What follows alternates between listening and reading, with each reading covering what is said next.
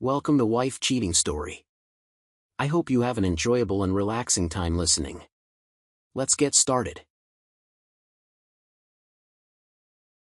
Logan's hand trembled as he pushed open the bedroom door, the muffled whispers falling silent. There she was, Celeste, wide-eyed and disheveled, tangled in sheets not their own. A shadowed figure scrambled from the bed, fumbling with pants, his face pale under the dim light. "Logan, you're early," Celeste stammered, reaching for her robe. Her excuse died on her lips as his icy glare pinned her in place. "I suspected," Logan whispered, voice low but sharp as glass. "Now I know." The betrayal hung heavy in the air, an unseen force suffocating the room. Celeste's tears began to fall, but Logan's gaze never wavered. This was the moment everything would change. Chapter 1. A Festering Unease. Logan Pierce was the kind of man who prided himself on being one step ahead in everything: his job, his finances, his marriage. That night, however, as he slid his key into the door of his suburban split-level home in Riverside Heights, a tingle of unease raced along his spine. The clock on his phone read 1:14 a.m. He was returning from a week-long trip overseeing a big mechanical installation project 3 states away. Typically, his wife Celeste would greet him with a half-asleep hug, or at least a text if she'd gone out. But his phone remained silent. He frowned, pushing the door open quietly. Inside, the house lay in shadow. The living room lamp was on a dim setting, casting warm, flickering light against the walls. He set down his suitcase, noticing a glass of wine on the coffee table, still half full. Another glass sat next to it, nearly empty. His gut twisted.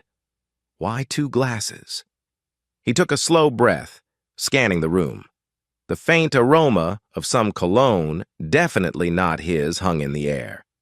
Celeste's expensive burgundy heels, which she rarely wore unless going somewhere fancy, were tossed near the couch. Could she have had company? This late? Logan inhaled, forcing calm. He'd learned long ago not to jump to conclusions, but an icy suspicion stirred. He'd suspected for weeks that Celeste's behavior was off, her phone constantly locked, odd work dinners, less intimacy at home. He glanced around for more clues, noticing the hallway light was also on. He heard faint, muffled noises from the 2nd floor. "Celeste?" he called softly, climbing the stairs. No reply. The noises stilled abruptly, replaced by hush. At the top, the bedroom door was ajar, and a subtle shuffle indicated someone inside. Logan's pulse thudded. He pressed the door wide. On the bed, in partial disarray, lay Celeste, her hair tousled, wearing a silky slip. She jolted upright, eyes wide with shock. Beside her, half hidden, was a man with short dark hair, hastily yanking up his trousers. The man locked eyes with Logan, face blanching. "Logan, you're early," Celeste stammered, pulling a robe around herself. The stranger fumbled with a belt, fumbling for shoes. Logan's breath hissed out slowly. An explosion of rage threatened to consume him, but he channeled it into a frigid calm. His gaze, cold and direct, flicked between Celeste and the man. She's not even denying it. The man cleared his throat. "Hey, man! I... He had no explanation. Celeste began. "It's not what it looks like. We were just..." Logan cut her off, voice low. "Get out!" Her eyes welled with tears. The man glanced at Celeste. She nodded, letting him dash out, clutching his shoes. Logan stepped back, giving him a glare that could shatter glass. The man fled, footsteps echoing down the stairs. Silence followed, broken only by Celeste's ragged breathing. "Logan," she whispered, "I never wanted you to find out like this." "I've been lonely. You're always gone." He held up a hand. "Shut it, Celeste. I don't want your excuses." His voice trembled with suppressed fury. "I suspected. Now I know. She tried to reach for him, tears dripping, but he sidestepped coldly. Celeste began sobbing, babbling that it was a mistake, that she needed emotional support while Logan traveled so often. He stared at her tear-streaked face, no pity rising. She made her bed, he thought. Pack your essentials. I want you out, he said icily. Celeste's face twisted. Out? It's after midnight. Where do you expect me to go? Don't care. Not here. By sunrise. Be gone. He turned, heading for the hallway. She sprang up, trying to block him. He brushed past, hand clenched. You can't just throw me out, Logan, she screamed, desperation edging her voice. He paused, glancing over his shoulder. A swirl of memories our wedding day, our honeymoon. The nights she once said she loved me worthless now. He just repeated, "Get out." Then he walked away, heading down the stairs. In the living room, he sank onto the couch, chest heaving. He stared at the 2 wine glasses. The reality hammered him. The woman he poured his life into was hooking up with some random man in their marital bed. Focus on next steps. Don't let anger cloud your moves. Logan was a strategic man. He'd weaponize this betrayal for maximum advantage. That's who he was. Sitting there, he recalled the day Celeste insisted on a no kids for 7 years clause in their marriage contract. She said children would hamper her career, and she disliked the idea of domestic burdens. At the time, Logan, wanting to keep her, agreed, shelving his paternal dreams. Over time, he felt resentful but let it fester. Now, ironically, she claimed loneliness from his traveling was the reason she cheated. The hypocrisy boiled his blood.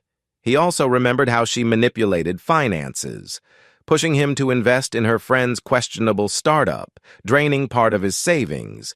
She never had my back, he realized. I was just convenient. Amid the swirling betrayal, a curious memory surfaced. Logan had purchased a scratch-off lottery ticket earlier that day at a roadside station. Absent-mindedly, he pulled it from his pocket, scratching it with a key. Each symbol revealed a pattern then. Shockingly, it aligned with a $50,000 jackpot figure. He stared, disbelieving. Could this be real? He triple-checked the rules on the back. Yes, it read as a legitimate $50K winner. His chest tightened. A savage grin curled his lips. While he lost a marriage, fate handed him a potential windfall. Celeste must never see a dime of it. He'd keep it secret until the divorce was finalized. If she discovered it, she might claim half. Screw that. She cheated, she gets nothing. Logan decided to stash it somewhere safe, far from her grasp. Let's see who ends up lonely now, he murmured, adrenaline rushing. The betrayal fueled him with a cunning determination. First step, ensure no traces of this ticket appear in any joint finances. Second step, secure a top-notch lawyer. He already had an old friend, Ryan, who specialized in divorce matters. Perfect. After a sleepless night, morning light streamed through the windows. Logan found Celeste in the living room, 2 suitcases at her feet. She looked ravaged, hair unkempt, eyes puffy. She tried to speak, voice trembling. Logan, I never wanted it to go this far. I messed up. If we talk, maybe we can fix it. Her tone was half-pleading. He folded arms across his chest. You chose him in my home. That's no fixable mistake. She blurted, I was lonely. You're never here. You revolve around your job, ignoring me. Stop blaming me, Logan snapped, fury edging his voice. I built this life for us, but you spat on it. Now leave. She softened. What about finances, our accounts, the mortgage? We have bills in both names. He retorted. I'll handle them, or not. You said you're done with me, so get out, and we'll see you in court. Tears streamed down her face as she grabbed her suitcases. She paused at the door, looking back, lips trembling. He offered no farewell. She sighed, stepping outside into the crisp morning. Logan watched her figure shrink into the distance. Not a speck of regret in his heart. He'd devoted years to a woman who disrespected him. Now he'd channel all that anger into forging a better future, one that didn't include her. Later that morning, Logan rang up Ryan Buchanan, his longtime friend who'd pivoted from corporate law to family law. Ryan listened intently to Logan's calm but furious account of Celeste's affair, nodding sympathetically. Ryan: I'll file for immediate grounds of adultery. Keep any evidence you have, photos, texts. If you walked in on them, that's strong. Logan: I have the memory but no direct photos. However, I can get phone logs or suspicious charges. Maybe even check if neighbors saw the man's car. Ryan: We'll compile everything. Also, be sure to isolate your finances right now. Freeze joint cards, shift pay direct deposits if needed. Logan smirked. Already doing that. One more thing. If I come into sudden money, can I keep it out of the marital assets?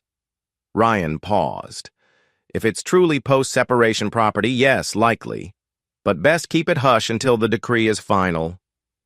Logan exhaled, feeling more confident. Right. Let's ensure Celeste gets minimal spousal support, if any. She can run to her lover for help. Ryan chuckled. We'll see how the judge rules, but with a blatant affair, you have the upper hand. That afternoon, Logan went to the bank, opening a new personal account under his name only. He withdrew half of the joint account funds, placing them safely in the new account. For the other half, he left it. He also retrieved a safety deposit box, carefully placing the $50K winning scratch-off inside an unmarked envelope. To keep up appearances, he told the teller he was safeguarding some important documents. He felt a surge of satisfaction. Celeste's betrayal wouldn't cost him half of this windfall. She forfeited her moral standing, so let the court see how little she deserved. He also knew Celeste had little savings of her own, having relied on him for bigger expenses. Let her see how it feels to be cast out. That evening, alone in the house, Logan found traces of Celeste's presence. A scented candle in the bathroom, a half-finished knitting project she'd started last year, then abandoned. He gathered them up, dumping them into a box for donation or disposal. He refused to let nostalgia weaken his resolve. Yet, lying in the bed, he stared at the ceiling. His mind replayed early memories. Celeste excitedly cheering him on at his mechanical licensing exam. The time they took a spontaneous trip to Vegas. It hurt like a dull knife in the gut, but he forced the pain aside. She destroyed that trust. The only path forward was strategic action. He texted, Ryan, let's finalize all documents. I'm all in. At midnight, Logan stepped onto the back patio, gazing at the moon. He clutched his phone, containing pictures of Celeste's romantic dinners with co-workers, each detail suddenly making sense. He recalled her lying about a late meeting while the wine glasses told the real story. A silent vow formed on his lips. He'd ensure Celeste regretted crossing him. He'd keep the lottery secret, cut her out of finances, and build a new future. In the hush of the suburban night, Logan's eyes glinted with fierce determination. The cheating wife had no idea how thorough his revenge would be. Chapter 2. Escalating tensions and a second windfall. A week passed, and Celeste found herself living in a small rental room at her cousin's cramped apartment. She'd never imagined leaving her comfortable suburban home. She called Logan multiple times only to be sent to voicemail. She texted him apologies, half begging for a second chance. He responded once. We're done. Lawyers only. Her shock turned to anger. He's so cold, but maybe he's bluffing. She decided to see if she could coax him in person.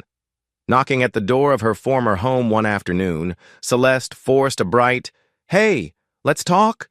But Logan opened the door only a crack, eyes steely. "Why are you here?" She tried to feign remorse, tears forming. "I was lonely. I made a mistake. We can fix us if you try." Logan's lips curled in a near snarl. "Fix what? You and that clown in my bed?" "That's unfixable." Celeste insisted it was a momentary lapse. He scoffed, revealing he'd found suspicious texts from months prior. She stammered, denied, tried to pivot blame. "You were never around. You made me do it." He slammed the door on her mid-sentence, heart pounding. Through the closed door, she wept, pounding once, then silence. She left, humiliated. Logan felt a savage satisfaction she was truly powerless now. Needing a break from the emotional chaos, Logan accepted an invitation from a co-worker to join a casual Friday dinner. There, he met Aurora, an HR specialist from his office's West Coast branch, visiting for a training workshop. She was witty with a warm laugh, a single mother of a 9-year-old. They chatted about mechanical engineering woes, pivoting to personal struggles. Aurora confided that she escaped an abusive marriage years back, empathizing with Logan's heartbreak. He found it strangely comforting to speak with someone who grasped betrayal from a victim's perspective. Over the next couple weeks, they texted sporadically, forging a sincere friendship. He had no illusions about romance yet, but recognized the glimmer of companionship. He told himself, "Focus on your divorce first." Ryan the lawyer analyzed Celeste's financial standing. She had a modest job, but hardly enough to sustain her previous lifestyle. Ryan predicted she might demand spousal support. However, Ryan intended to fight it, citing fault-based divorce due to her adultery. In many states, that heavily reduces or eliminates spousal support. Logan nodded grimly. No freebies. She can find a job or rely on her new lover. The next day, Ryan filed motions requesting the judge consider Celeste's infidelity and awarding Logan majority of marital property. Celeste's attorney tried pushing back, claiming the affair wasn't proven or that Logan's travel caused her emotional distress. Ryan scoffed at that argument. Returning from an out-of-town mechanical consult, Logan stopped at a random gas station. On impulse, he purchased a $10 multi-state lottery ticket.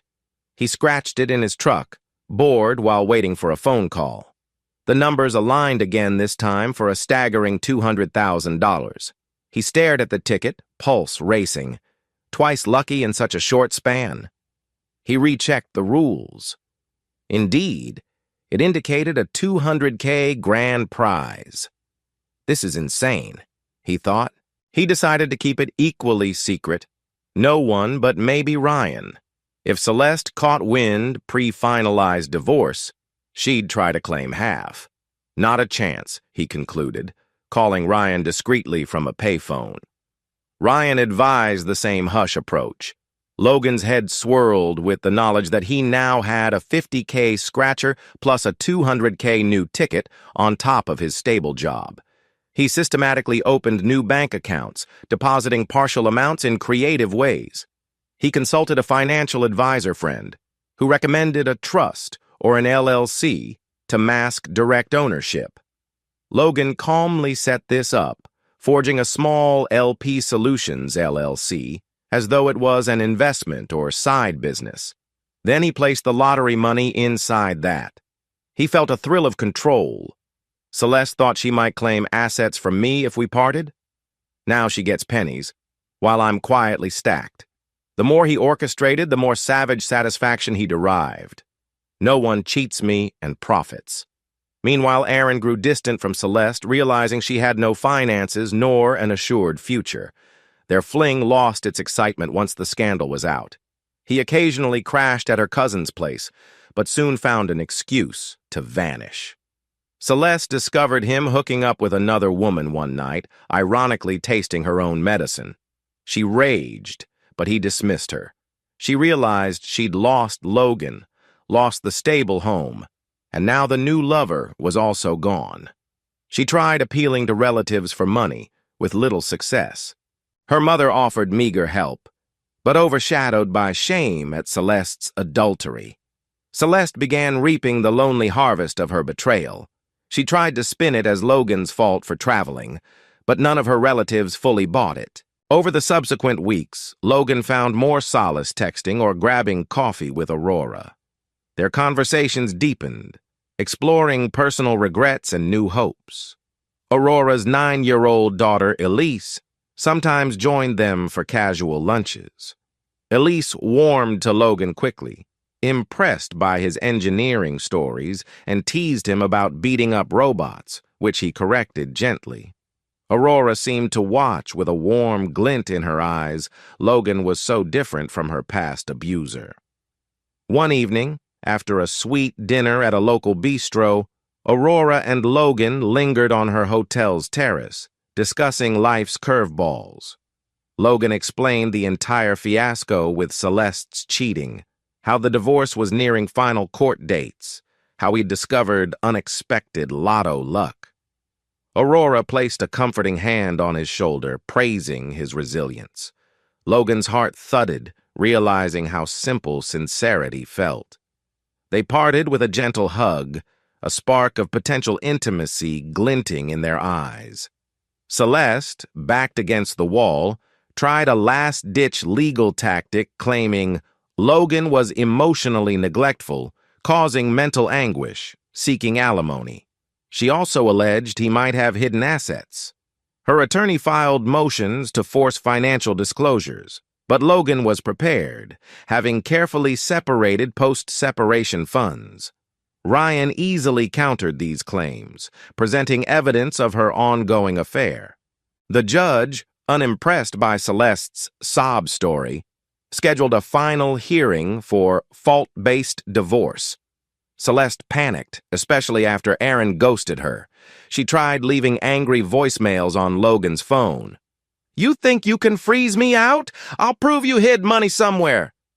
He never responded. He didn't need to. The system was on his side after the adultery revelations. Late one Friday night, Logan dined alone at an all-night diner, flipping through legal documents.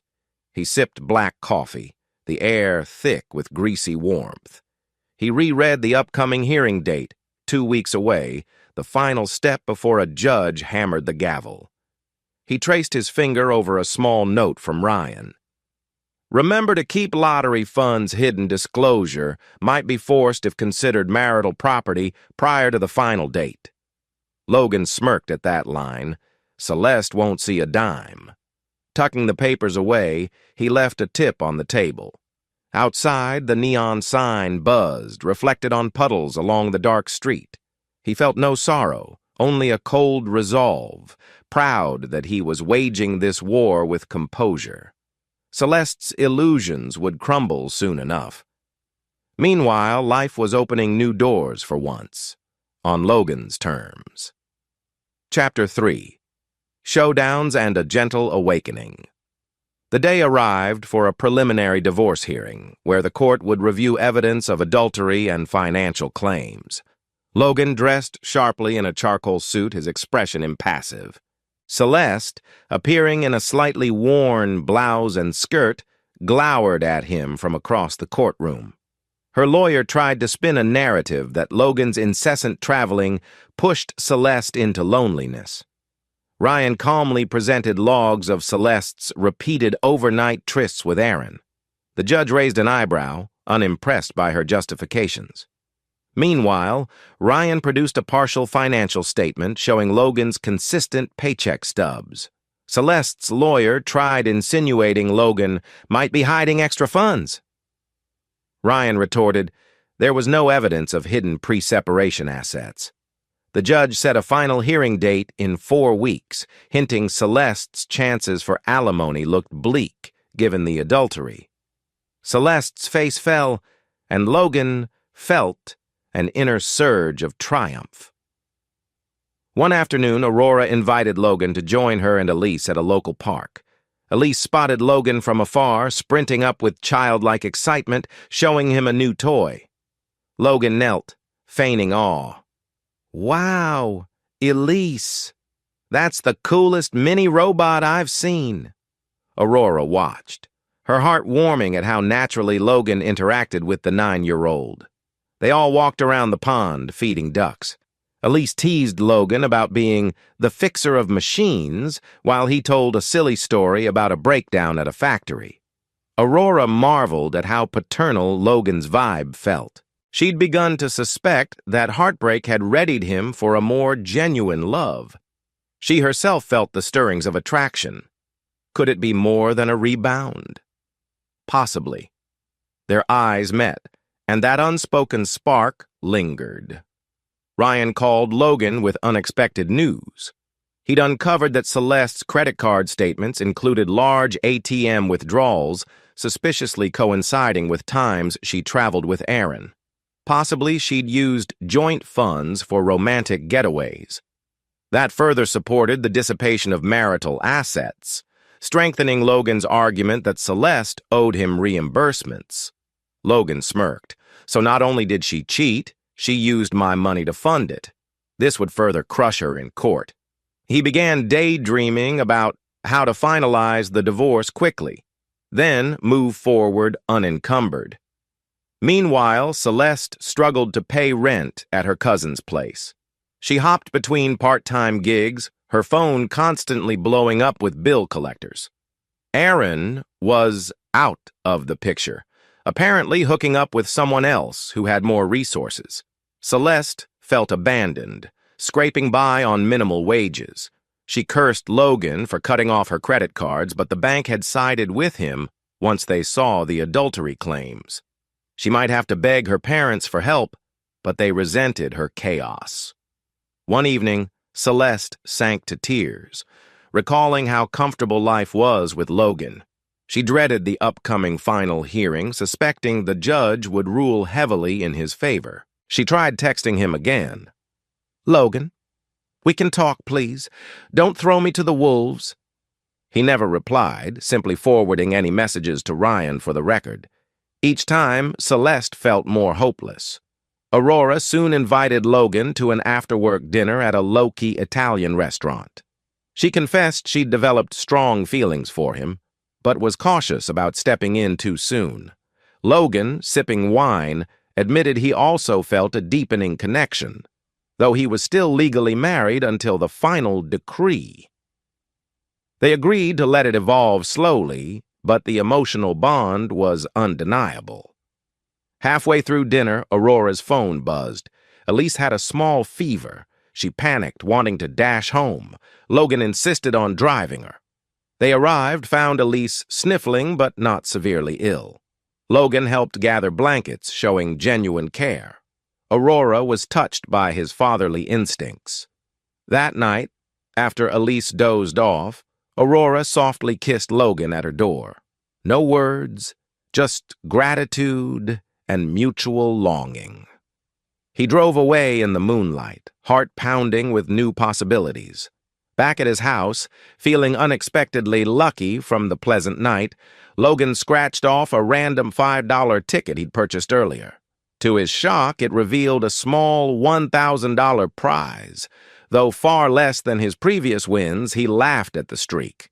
3 wins in a short span? That's insane. He carefully stored the new ticket, deciding to redeem it quietly. He suspected fate was rewarding him for ditching Celeste's toxicity. He texted Ryan a cryptic message. Another small bonus. "Let's finalize divorce soon." Ryan responded with a thumbs up, referencing the upcoming hearing as the key moment. Celeste, in a moment of desperation, stormed Logan's workplace during lunch break. She caused a scene in the reception area, demanding to speak with him. Security tried to calm her, but she kept shouting, "He's hiding money! He can't just leave me penniless!" Logan arrived, face dark with anger.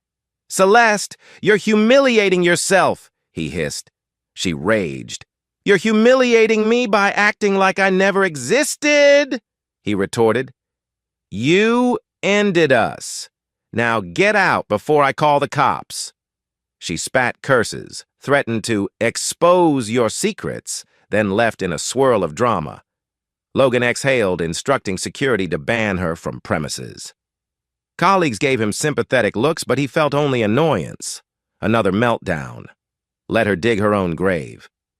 That evening, Aurora, hearing about Celeste's outburst, invited Logan for a quiet coffee at her home. She said, "I'm sorry you had to deal with that scene." He sighed. "It's her last attempts at intimidation. I won't bend." He played a quick board game with Elise, who giggled at his funny voices. Aurora, smiling from across the room, recognized how natural Logan was with children. After Elise went to bed, Aurora softly approached Logan on the sofa, resting her head on his shoulder. "I just want you to know, I respect how you're handling this.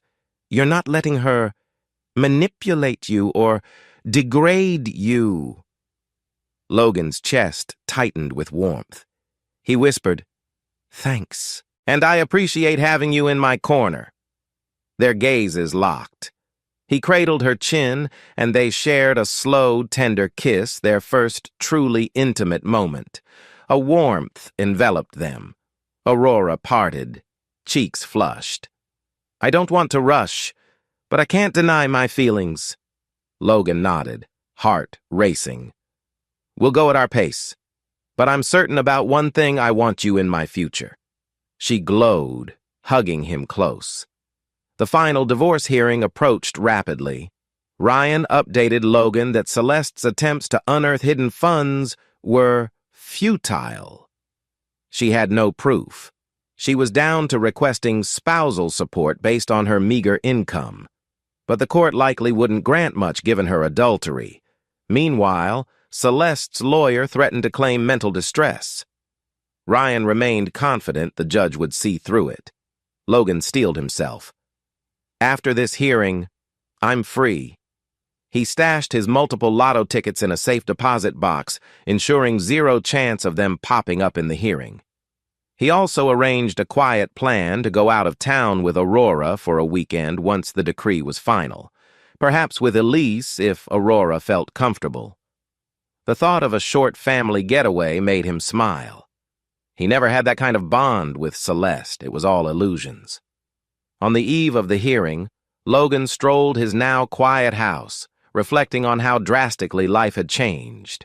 No more Celeste's perfume, no more anxious nights waiting for her to come home. Instead, he found solace in fresh possibilities, supportive friends, and a budding love with Aurora. He texted her a simple, "Thank you for believing in me. Wish me luck tomorrow." She replied with a heart emoji and "knock 'em dead." He switched off the lights, standing in the darkness. A tiny grin touched his lips. He wasn't the victim Celeste assumed he'd be. Tomorrow, the court would confirm it, and life's next chapter would truly begin. Chapter 4. The Courtroom, Showdown, and a New Start.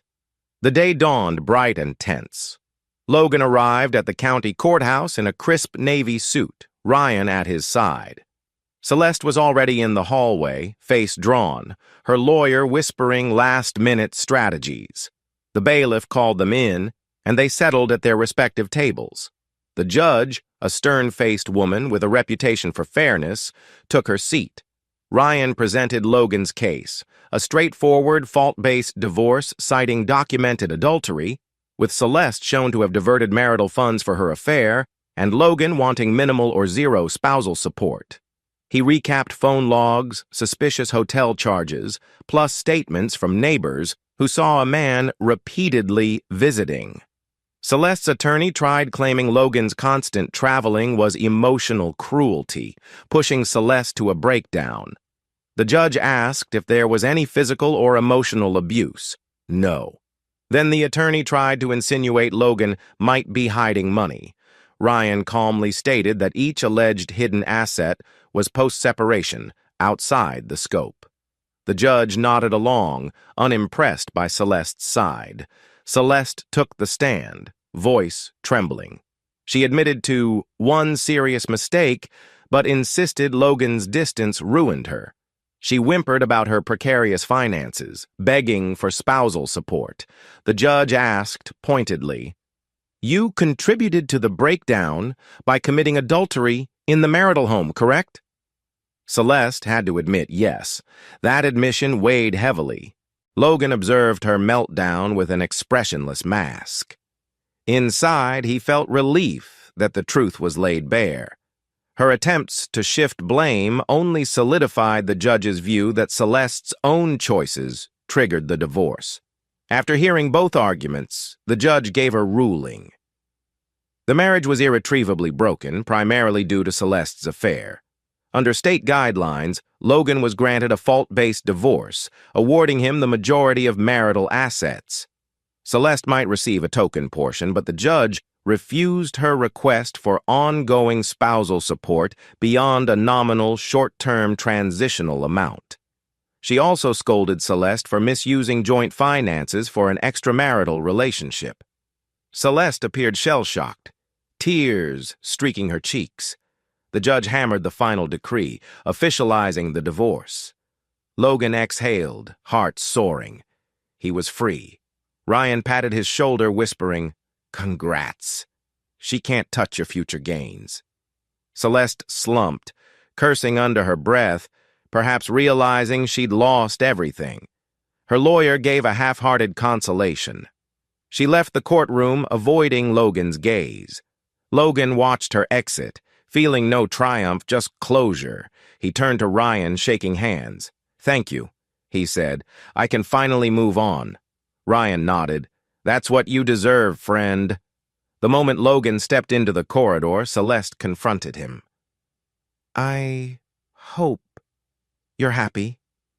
You humiliated me in there." He shrugged. "You humiliated yourself. Next time, don't cheat," she flared. "Don't think you'll stay lucky forever. One day, you'll regret losing me." He arched an eyebrow. "I lost nothing. I gained clarity. Good luck, Celeste." She spat a curse, storming off. Logan sighed, ignoring the onlookers. He was done. She was now a footnote in his story, overshadowed by her own betrayal. That evening, Logan invited Aurora and Elise out to celebrate. They dined at a quiet steakhouse. Over dessert, Aurora grinned. "So you're fully divorced. No more entanglements, right?" Logan nodded, relief shining in his eyes. He was wholly single, free to chart a new life. They clinked glasses of sparkling cider, since Elise was present, while the 9-year-old giggled at their toasts. Aurora teased, "Here's to new chapters. Maybe we can see if we have our own synergy." Logan blushed, but smiled. "I like the sound of that." Elise asked, "What's synergy?" They laughed, explaining it was two people working in harmony. The child shrugged, then asked for more dessert. The trio's camaraderie felt so natural that Logan's heart warmed. Real synergy indeed, not forced illusions like he had with Celeste. The next day, Logan discreetly visited the state lottery office to redeem the $200K ticket. He arranged a private claim, requesting minimal publicity. He chose a one-time lump sum after taxes, depositing it into his newly formed LLC to keep everything private. The staff congratulated him. He left feeling an electric sense of liberation. He'd soared from heartbreak to being financially set. He still had the $50K ticket unredeemed, but might do so later. He felt unstoppable. He texted Ryan, "Case closed, funds secure, she gets 0. Ryan replied with a thumbs-up emoji. Determined to treat Aurora and Elise to a small vacation, Logan proposed a weekend cabin trip near a lakeside. Aurora, touched by the invitation, agreed. They drove out in Logan's SUV, stocked with groceries, fishing gear, and board games. The scenic drive found Elise enthralled by the rolling hills, while Aurora teased Logan about his possible fishing skills. At the cabin, the trio settled in, enjoying nature's hush. They grilled by the lake, Elise squealing about fish nibbling her toes. Aurora and Logan shared soft glances, hearts beating with unspoken closeness. After Elise fell asleep, the adults lounged by a crackling campfire, sipping hot cocoa under star-filled skies. Aurora confided her late husband's memory, tears glimmering. Logan held her gently, murmuring that she deserved happiness again. She laid her head on his shoulder, letting a quiet bond of trust and budding love envelop them. During a morning hike around the lake, they bumped into a lone fisherman who recognized Logan from a local news piece about the mechanical project. The man smiled. "Aren't you that traveling mechanical whiz? Or maybe I saw you in some lottery rumor?" Logan tensed, feigning ignorance. The man shrugged, fishing rod in hand. "Maybe I'm mistaken." Aurora found it odd. She whispered to Logan, "You sure you're not more famous than you claim?" He chuckled.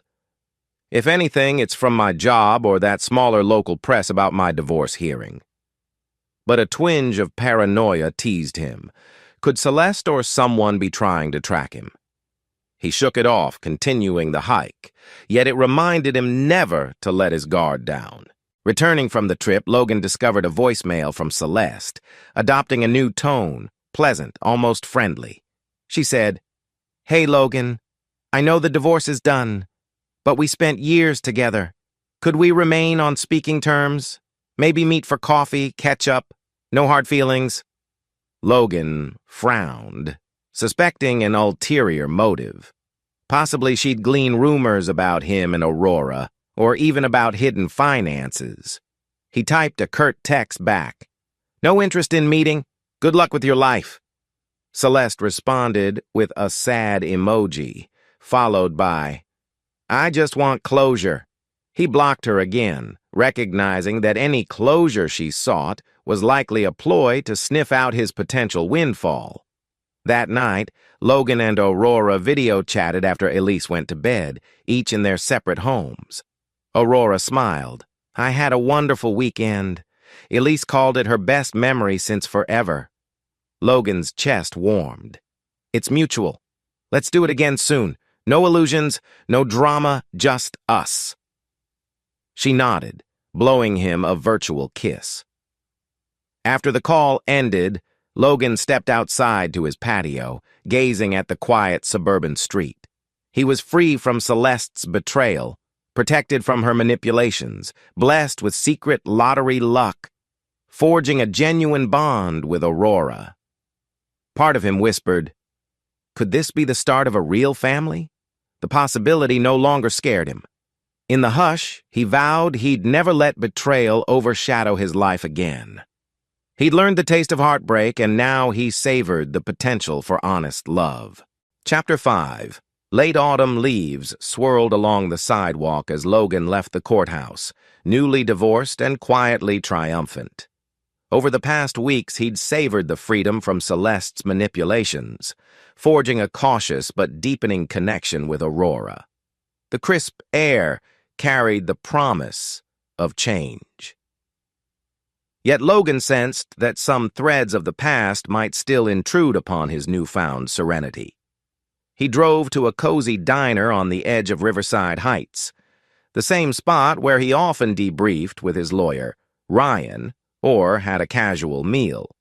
Today, he planned to meet Aurora for a late lunch. She was finishing up an HR training at his company's downtown office.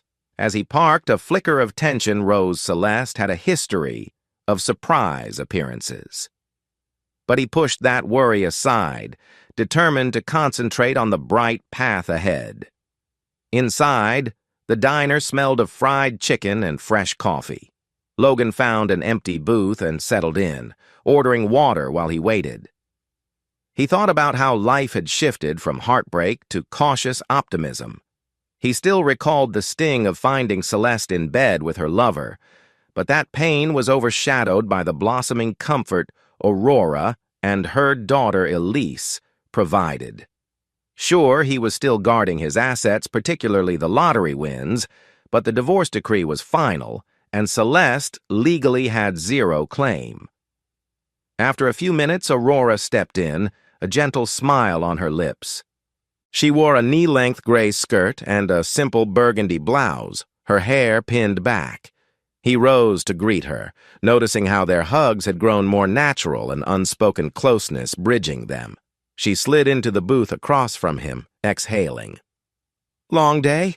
A co-worker's leaving, so we had a farewell lunch at the office. Now I'm double lunching with you." She laughed lightly. Logan smiled. "I appreciate you squeezing me in. I, on the other hand, had a calm morning. The final hearing is behind me. No surprise dramas? I guess the judge's ruling stands. Celeste's out of my finances for good." A small pulse of satisfaction flickered in his chest. No illusions from the past, just me and a new horizon. They placed their orders. Aurora, choosing a salad. Logan, going for a BLT with a side of fries. The talk drifted to Aurora's daughter, Elise, who was excited about an upcoming school pageant. Aurora teased. "She might want you to attend as her special guest. She's drawn to your stories about mechanical engineering." Logan felt warmth in his chest. "I'd love that. Her dad, your late husband. Did he?" Aurora's smile dimmed slightly, but she answered steadily. "He passed when Elise was 4, so she barely remembers him. I can see she yearns for a father figure. You fill that role in little ways." She hesitated, searching Logan's expression. If that's not too much pressure. He reached for her hand across the table. "Aurora, it's not pressure. I care about both of you. So yes, I'd be honored to see her pageant." She exhaled, relief shining in her eyes. A hush of mutual understanding passed, overshadowing the diner's clatter. They sipped their drinks, content in each other's company. Yet as they chatted, Logan's phone vibrated a text from a number he'd blocked multiple times, Celeste, presumably. He glimpsed the preview. "Logan, need to talk. Urgent." He muted it, refusing to let it tarnish the moment. Aurora noticed his slight grimace. "Everything okay?" He nodded. "Just Celeste, being Celeste. I'm ignoring it." Aurora squeezed his hand in support, and they changed the subject. The day moved on, bright with promise. But in the back of his mind, Logan braced for some new wave of meddling from Celeste, especially if she discovered the rumor about his second, larger lottery win. He'd stay vigilant, he vowed, ensuring no one could sabotage his new life. Across town, Celeste paced in a cramped studio apartment. The cousin she initially stayed with had asked her to move out, tired of the drama. Now Celeste was renting this dingy unit with stained carpets and flickering overhead lights. Bills piled on her small dining table. She opened the fridge, nearly empty. A wave of self-pity and fury mingled. She used to enjoy a comfortable suburban home, fully funded by Logan's labor. Now, all gone. She recalled the humiliating final hearing where the judge cited her documented adultery and denied her alimony beyond a small token sum for a few months. She'd already burned through that. She tried to phone in a favor from old friends, but they distanced themselves, tired of her messy scandal. Even Aaron ghosted her, leaving her with a mix of heartbreak and bitterness. Her phone showed the texts she'd sent Logan unanswered. He's probably moved on, that bastard. She wondered if he was with someone else. The rumor from a friend hinted Logan had a new lady friend seen about town. Celeste's chest burned with jealousy. He'd been so stoic, so mild, always traveling for work. Where did he gain the spine to cut her off so completely? She tried to rationalize that it was just an act, but the reality was inescapable. Logan was done. Desperate for money, Celeste rummaged through the pockets of old coats, hoping to find leftover cash. She found none. She stared at the letters from credit card companies, demanding minimum payments. If only Logan had left me more. If only the judge had believed I was the victim. But time travel was impossible.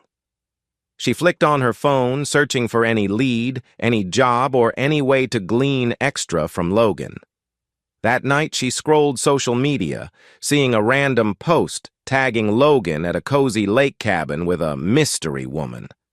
Her heart lurched with envy. He's already enjoying getaways with someone else. She muttered curses. The thought gnawed. If he's got a new partner, maybe he's also flush with money? Did he get a raise or something? Could the rumored hidden assets be real? She considered ways to expose him, but the court already ruled. Without fresh evidence, she had no legal foothold. She typed a bitter post on her own feed, hinting at men who hide fortunes from ex-wives, but few engaged.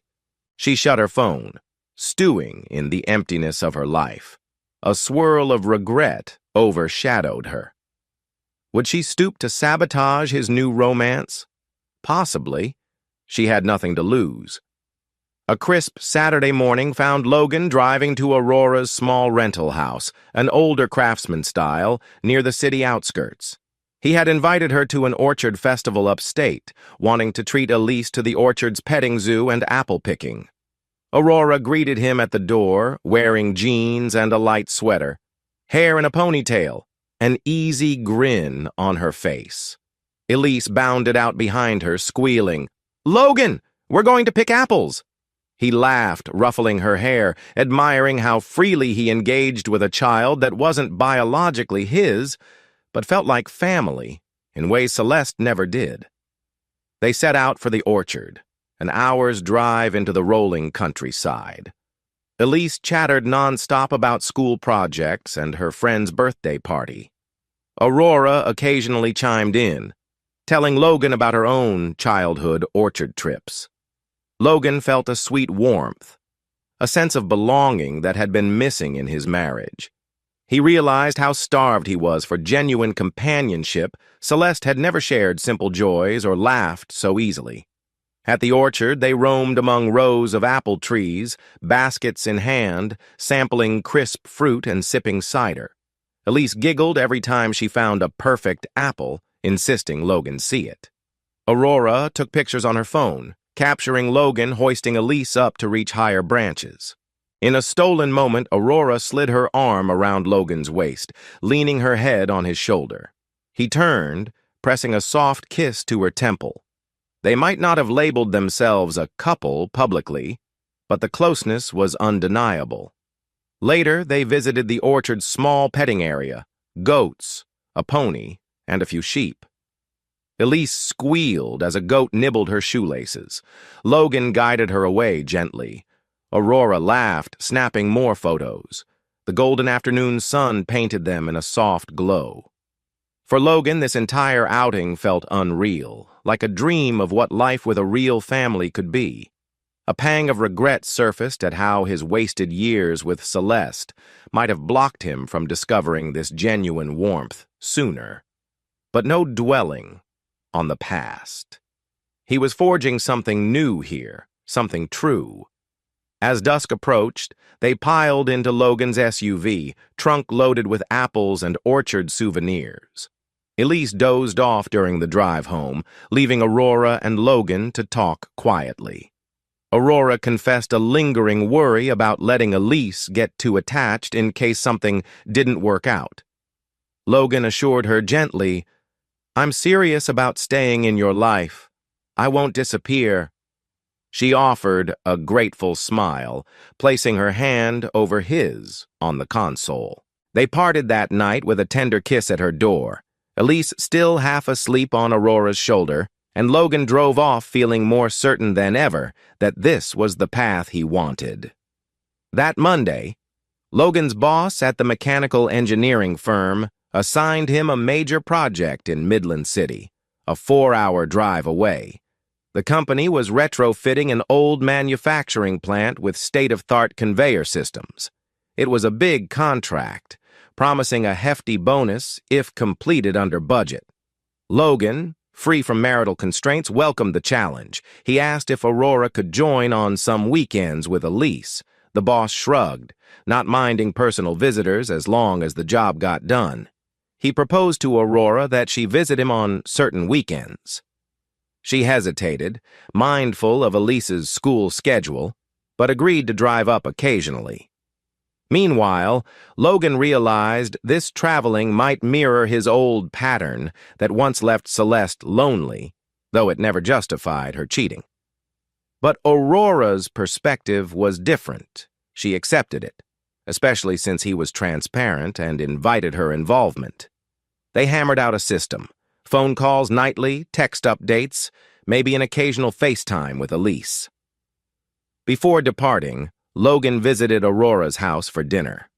Over a simple meal of baked chicken and mashed potatoes, they hashed out how to handle the distance. Aurora said she'd handle HR duties from home part-time, might drive up for a weekend if Elise's schedule allowed. They concluded with a cozy hug in the living room, Elise reading a comic book on the couch. Logan kissed Aurora softly, murmuring, "I won't let this hamper us. I'm no longer that man who neglects his partner." She returned the kiss with a smile. "I believe you." Days later, in her dingy apartment, Celeste stewed over coffee, frustrated that Logan seemed indifferent to her plight. She rummaged through old emails, stumbling on a partial mention from months ago referencing Logan's lucky day. Possibly an innocuous comment about him winning a small scratcher.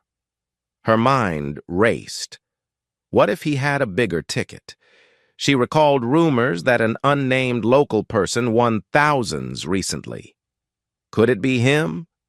She hammered out a search on local lottery news, gleaning little, but the idea took root that Logan might be hiding a substantial sum. She texted a friend at a local convenience store, Tiffany, who'd once sold tickets. Tiffany mentioned hearing about some man who quietly won tens of thousands but kept hush. Celeste felt a surge of malicious glee. If I prove Logan hid lottery winnings before the divorce was final, I can reopen the settlement. She began plotting ways to gather evidence, possibly cornering store clerks or rummaging through his old jackets if she could gain access. Though she had no key to the house, she might try a sneaky method Aaron had once told her about lockpicking, but that was a risky path. She weighed her options, consumed by the idea that Logan might have stolen her share of a windfall. She decided to watch his workplace from a distance, see if he left for lottery offices. A desperate plan formed, fueled by bitterness and greed.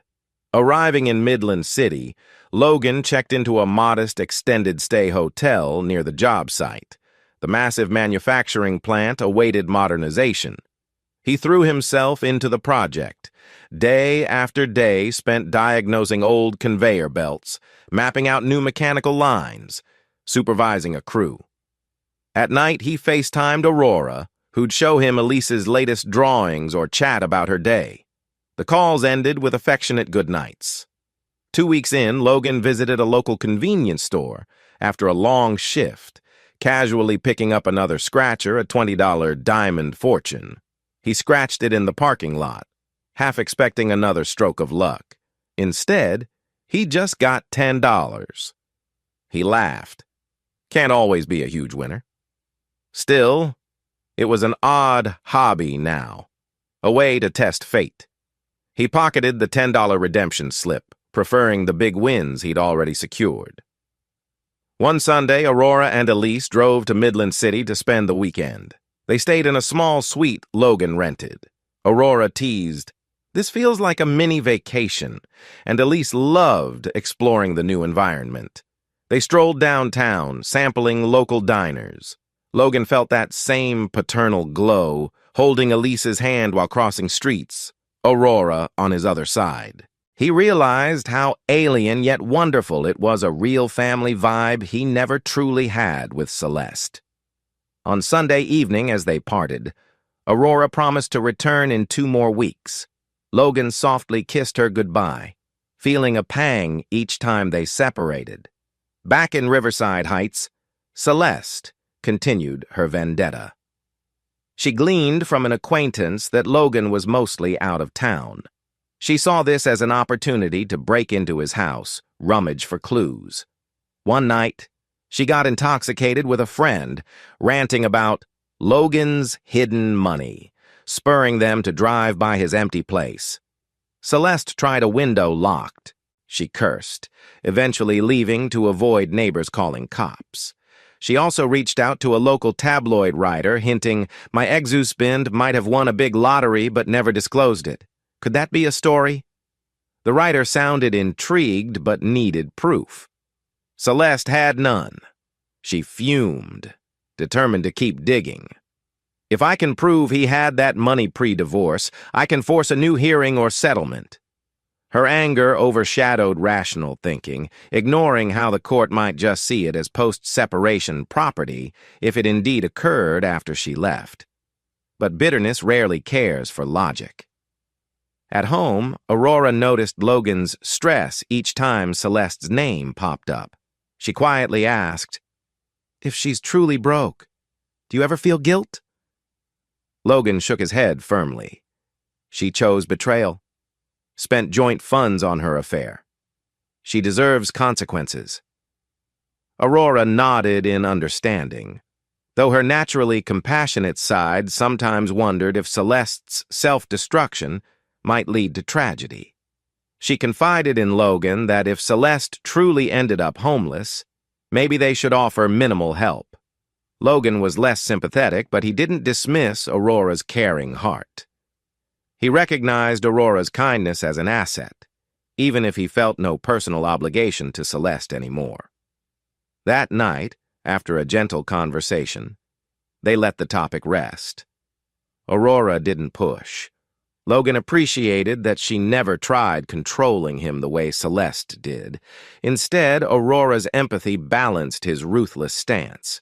They parted with a warm kiss at her doorstep, Elise asleep inside. Logan drove away, feeling both gratitude and a hint of conflict. Should he keep punishing Celeste indefinitely? Or is it just the nature of justice after betrayal? For now, he concluded justice was served. Mid-project, in Midland City, Logan's boss praised his efficient oversight. The client was thrilled, and rumors said a significant bonus was coming for Logan, possibly $30K. On hearing this, Logan exhaled with delight. Not only did he have lottery windfalls, but now a legitimate career bonus. He quietly arranged to funnel the bonus into a separate personal account, ensuring no ties to Celeste. He was building a fortress of financial independence, immune to her attempts. He texted Aurora the good news. She replied with a flurry of celebratory emojis. They planned to dine at a fancy restaurant on her next weekend visit, maybe treat Elise to a small shopping spree. Life seemed to keep rewarding Logan post-divorce. He felt unstoppable, as though fate favored him now that he shed a toxic marriage. As the Midland City project neared completion, Logan stood outside the plant at dusk, the sky painted in oranges and purples. He reflected on how far he'd come from the night he found Celeste cheating, freed from illusions, flush with hidden lottery wealth, forging real affection with Aurora. He felt invincible. Yet a flicker of caution persisted. Celeste was cunning, desperate, and might attempt one last sabotage if she suspected his newfound luck. He stared at his phone, reading Aurora's sweet goodnight text. A slow, confident smile crossed his lips. Whatever Celeste tried next, he'd be ready. The plan was to finalize this new life, share joys with Aurora, and never fall victim to betrayal again. He pocketed the phone, heading inside, determined to keep forging a destiny unshackled by the past. Chapter 6. In the early morning haze, Logan loaded the last of his tools into his SUV outside the Midland City facility. The final inspection was smooth, the client raving about the updated conveyors and mechanical lines. Logan shook hands with the site manager, grateful for the accolades and anticipating the hefty bonus. He turned his vehicle toward Riverside Heights, planning to be home for a week or two, help Aurora with some personal errands, and then possibly scout a new project location. He felt a buoyant sense of achievement, the divorce final, the project successful, Aurora waiting. The 3-hour drive breezed by with country tunes on the radio, a smile on his face. Upon reaching his suburban home, he parked, noticing no signs of forced entry. Good Celeste hadn't tried anything brazen. He headed inside, storing his gear. The fridge was nearly empty, so he decided to do a major grocery run, maybe even restock with kids' snacks in case Aurora and Elise stayed over. As he stepped out, phone buzzing with Aurora's text, "We missed you! Come by for dinner!" He chuckled. Perfect plan for the evening. That evening, Aurora welcomed Logan into her modest bungalow, Elise rushing to greet him with excited chatter about her upcoming science fair. Aurora had prepared a homey dinner of roasted chicken, mashed potatoes, and green beans, simple yet comforting. Logan offered a bag of fresh groceries, smiling. "Figured I'd restock your fridge, too." They dined, laughter abundant. Elise proudly displayed her science project, a model volcano.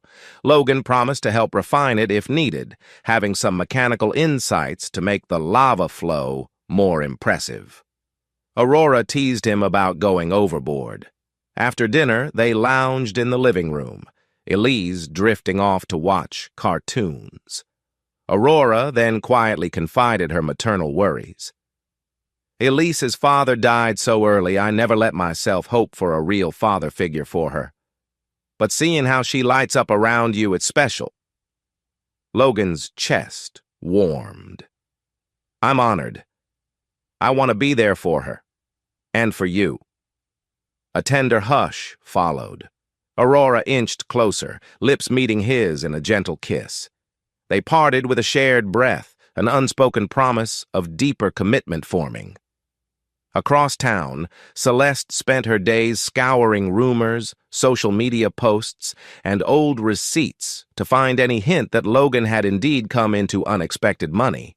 She even visited a local convenience store manager, feigning innocence. "My ex-husband used to buy tickets here. Any big wins claimed recently?" The manager eyed her warily, offering no specifics. She left frustrated. She posted an anonymous question on a local lotto forum. "Anyone know if a silent winner in Riverside might have hidden their jackpot from a spouse?" Some trolls replied with jokes or told her to get lost. Furious, she realized proving Logan's secret wealth wouldn't be easy without direct evidence. One day, rummaging through an old shared storage unit key she found the unit had been in Logan's name. She resolved to break in and see if he stashed anything incriminating. If she found an uncashed ticket or lumps of cash, she could bring it to a lawyer for an appeal. The idea fueled her with reckless determination. Late on a Friday, Celeste drove to the storage facility on the outskirts of town. She used the passcode from memory remarkably. Logan never changed it, assuming she'd forget. Inside, she found the numbered door. She forced the lock with a small pry bar, her heart racing. The interior contained old furniture, boxes of holiday decorations, a dusty TV. She rifled through boxes, searching for anything referencing lottery, tickets, or suspicious bank statements. She found only old tax returns, outdated mechanical textbooks, and a crate of wedding memorabilia from their early days. Sifting through photos of their honeymoon, she felt a stab of nostalgia. But no sign of hidden money. She cursed in frustration, nearly tipping over a stack of crates. A security guard's flashlight beams flickered outside. Panicking, she ducked behind a sofa. The guard rattled the unit door but didn't open it, presumably not noticing the tampered lock. Once the footsteps faded, Celeste slipped out, empty-handed. Furious disappointment gnawed at her. No direct evidence. She retreated, mind spinning.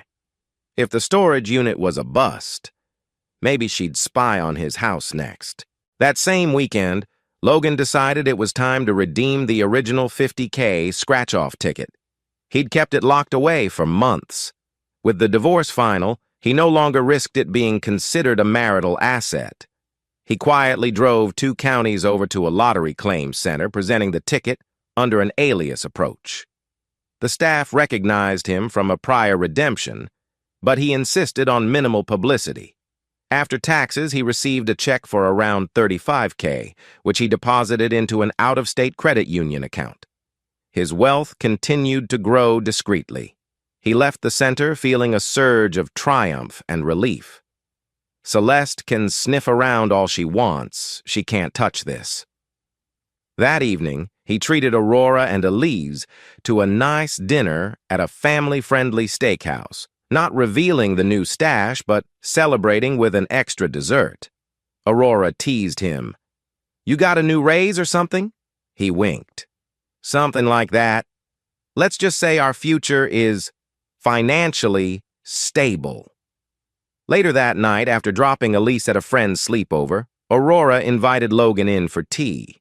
Sensing a mood shift, she began, "Logan, there's something I want you to know about me. I left an abusive marriage years ago. My late husband wasn't all sunshine. He died in an accident, but we were already separated.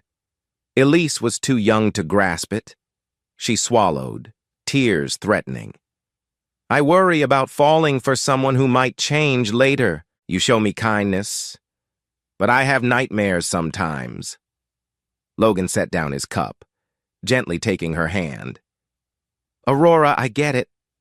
Betrayal cuts deep, whether physical or emotional. I'd never harm you or Elise. I won't claim to be perfect, but I know what heartbreak is like. I stand for loyalty." Aurora's eyes brimmed with gratitude. She leaned into him, resting her head on his shoulder. The hush of understanding enveloped them, forging a deeper emotional bond. He realized she too had scars, just like him. Their union was more than mere rebound. It was a mutual healing journey. While Logan savored these gentle nights, Celeste lurked around his house at odd hours, hoping to catch him off guard.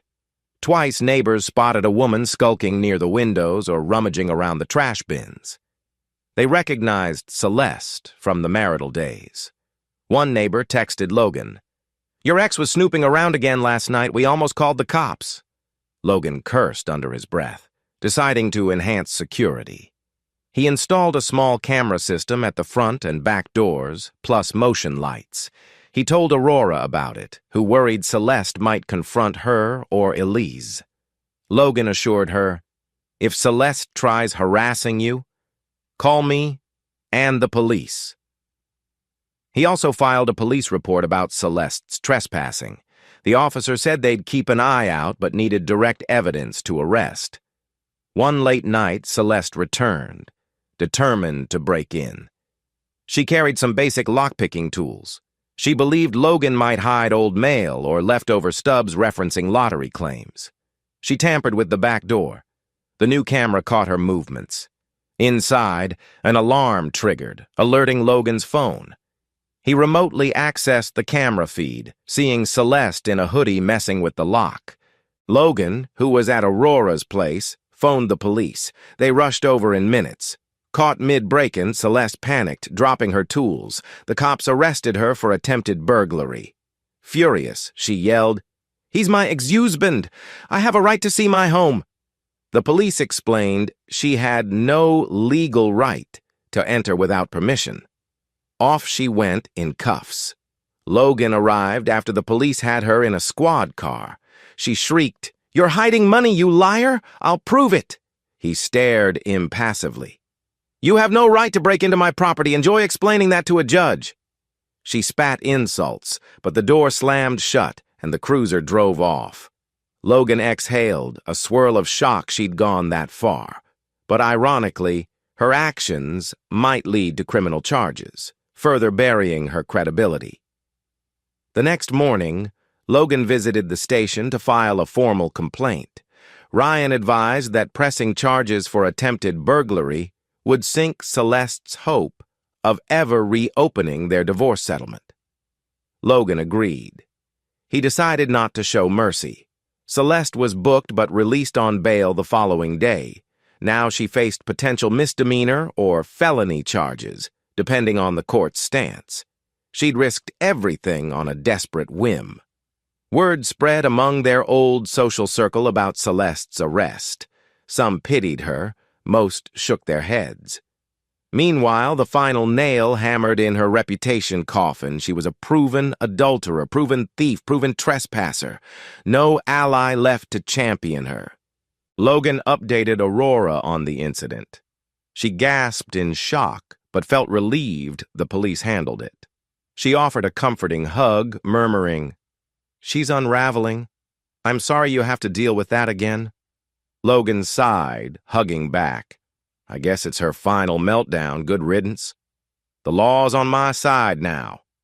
Then he mustered a half-smile. "At least I have you." Aurora placed a light kiss on his cheek, whispering, "Yes, you do. We'll get through anything else that comes." They sat on Aurora's couch, the lamplight casting soft shadows. Outside, the wind carried the hint of winter's approach. Logan silently vowed that no matter what Celeste tried next, she'd never breach his fortress of peace and love. The path forward was clear, guided by sincerity and the promise of a real family with Aurora and Elise. Chapter 7. In the days following Celeste's attempted burglary, Logan kept busy repairing the minor damage to his back door and reviewing the new camera footage with the police. The door's frame had superficial chipping from Celeste's tools. A cheap fix, but the intrusion left a sour taste. She stooped so low. He changed the locks again, upgrading to a more advanced system and set up extra exterior lighting. Meanwhile, Aurora and Elise visited more frequently, filling the house with warmth. Aurora would whip up a quick pasta or grilled cheese for Elise, while Logan recounted the silly stories from his mechanical projects. After dinner, Elise watched cartoons, sometimes dozing off, letting Logan and Aurora share quiet adult conversation. They avoided dwelling on Celeste's fiasco, focusing on the positivity of a new chapter. But in the back of Logan's mind, the question lingered. Would Celeste escalate further? A month passed, and Celeste's hearing for the break-in arrived. Logan and Ryan appeared as witnesses.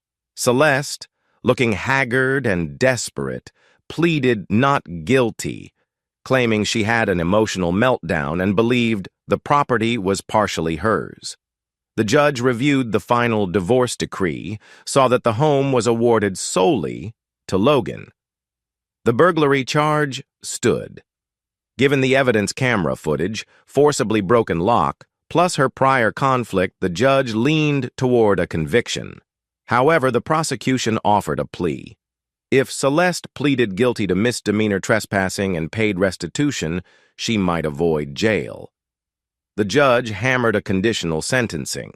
Celeste would pay for door damages, maintain no contact with Logan, and remain on probation for a year.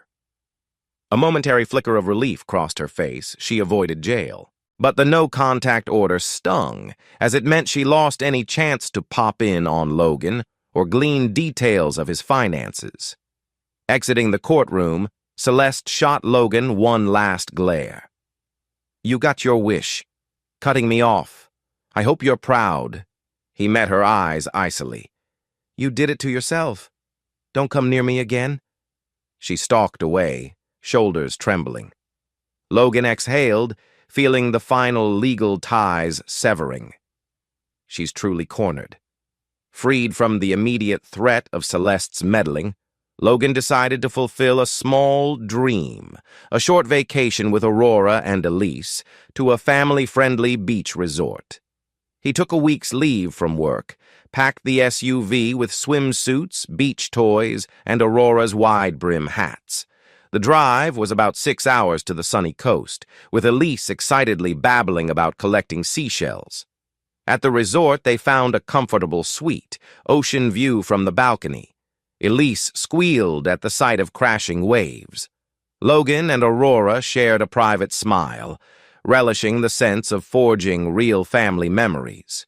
Each day brought fresh joys, building sand castles, splashing in the surf, exploring a nearby boardwalk with funnel cakes and rides.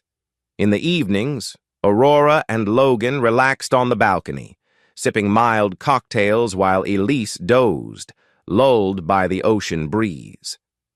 One late night, as the surf roared softly outside, Aurora and Logan found themselves alone in the living area. He gently kissed her, the hush of the resort night cradling them. A deeper intimacy awakened. No longer hindered by fear or guilt, they ended up in a tender embrace that spoke of something bigger, maybe a life together. Aurora whispered, "I trust you, Logan. I want to see where this leads." His heart soared, murmuring he felt the same. The lingering presence of Celeste became a distant memory, overshadowed by Aurora's genuine warmth. Returning from the beach trip, Logan stopped at a highway rest stop. While Aurora and Elise used the restroom, he idly checked a scratcher in his glove compartment. He'd bought it a few days ago at a random gas station. Absent-mindedly, he scratched it, winning $2,500. He stared in disbelief. Another mid-level prize. It wasn't hundreds of thousands, but these small or mid-tier wins kept piling up. The improbable luck continued, fueling the sense that the universe rewarded his steadfast stance post-betrayal. He decided to mention it to Aurora later, at least in broad strokes. "Remember how I told you I have some luck with tickets? I just hit another $2,500. She laughed in amazement. "Seriously? You should buy a vault to keep these wins, or maybe invest them in something philanthropic." He agreed, eyes gleaming with possibility. Even Elise teased, "Are you magic, Logan?" He chuckled, ruffling her hair. "Maybe a little." A few days later, Logan received a phone message from a local freelance reporter named Clara. She claimed interest in doing a human interest story about lucky lottery winners. Suspicious, Logan phoned her back. Clara explained she'd heard rumors he'd hit multiple scratcher prizes. She wanted a short interview. Logan politely declined, wary that Celeste might be behind this fishing expedition. Clara insisted it was purely a local piece about unusual luck. Logan still refused. She pressed, "Off the record, is it true you've had more than one big win since the divorce?" The mention of since the divorce raised alarms. He calmly ended the call, blocking her number. Definitely a ruse to confirm hidden assets. He felt a flicker of annoyance at Celeste's cunning attempts. No matter. I'll remain silent. Back at the mechanical engineering firm, Logan's boss rewarded him with a promotion, assistant project director for the entire region. This meant more oversight, but also more pay and a flexible schedule. He told Aurora the good news over dinner at a classy steakhouse, celebrating with red wine. Just for him, Aurora drank iced tea, focusing on clarity for Elise. Aurora beamed with pride. "Look at you, unstoppable, a new position, consistent lottery luck, me and Elise." She trailed off, blushing. He squeezed her hand, finishing, "Yes, it's everything I never had with Celeste." Their shared grin carried a promise of deeper commitment soon. One weekend, Aurora took Elise to the mall for back-to-school shopping. While Elise tried on sneakers, Aurora browsed clothes.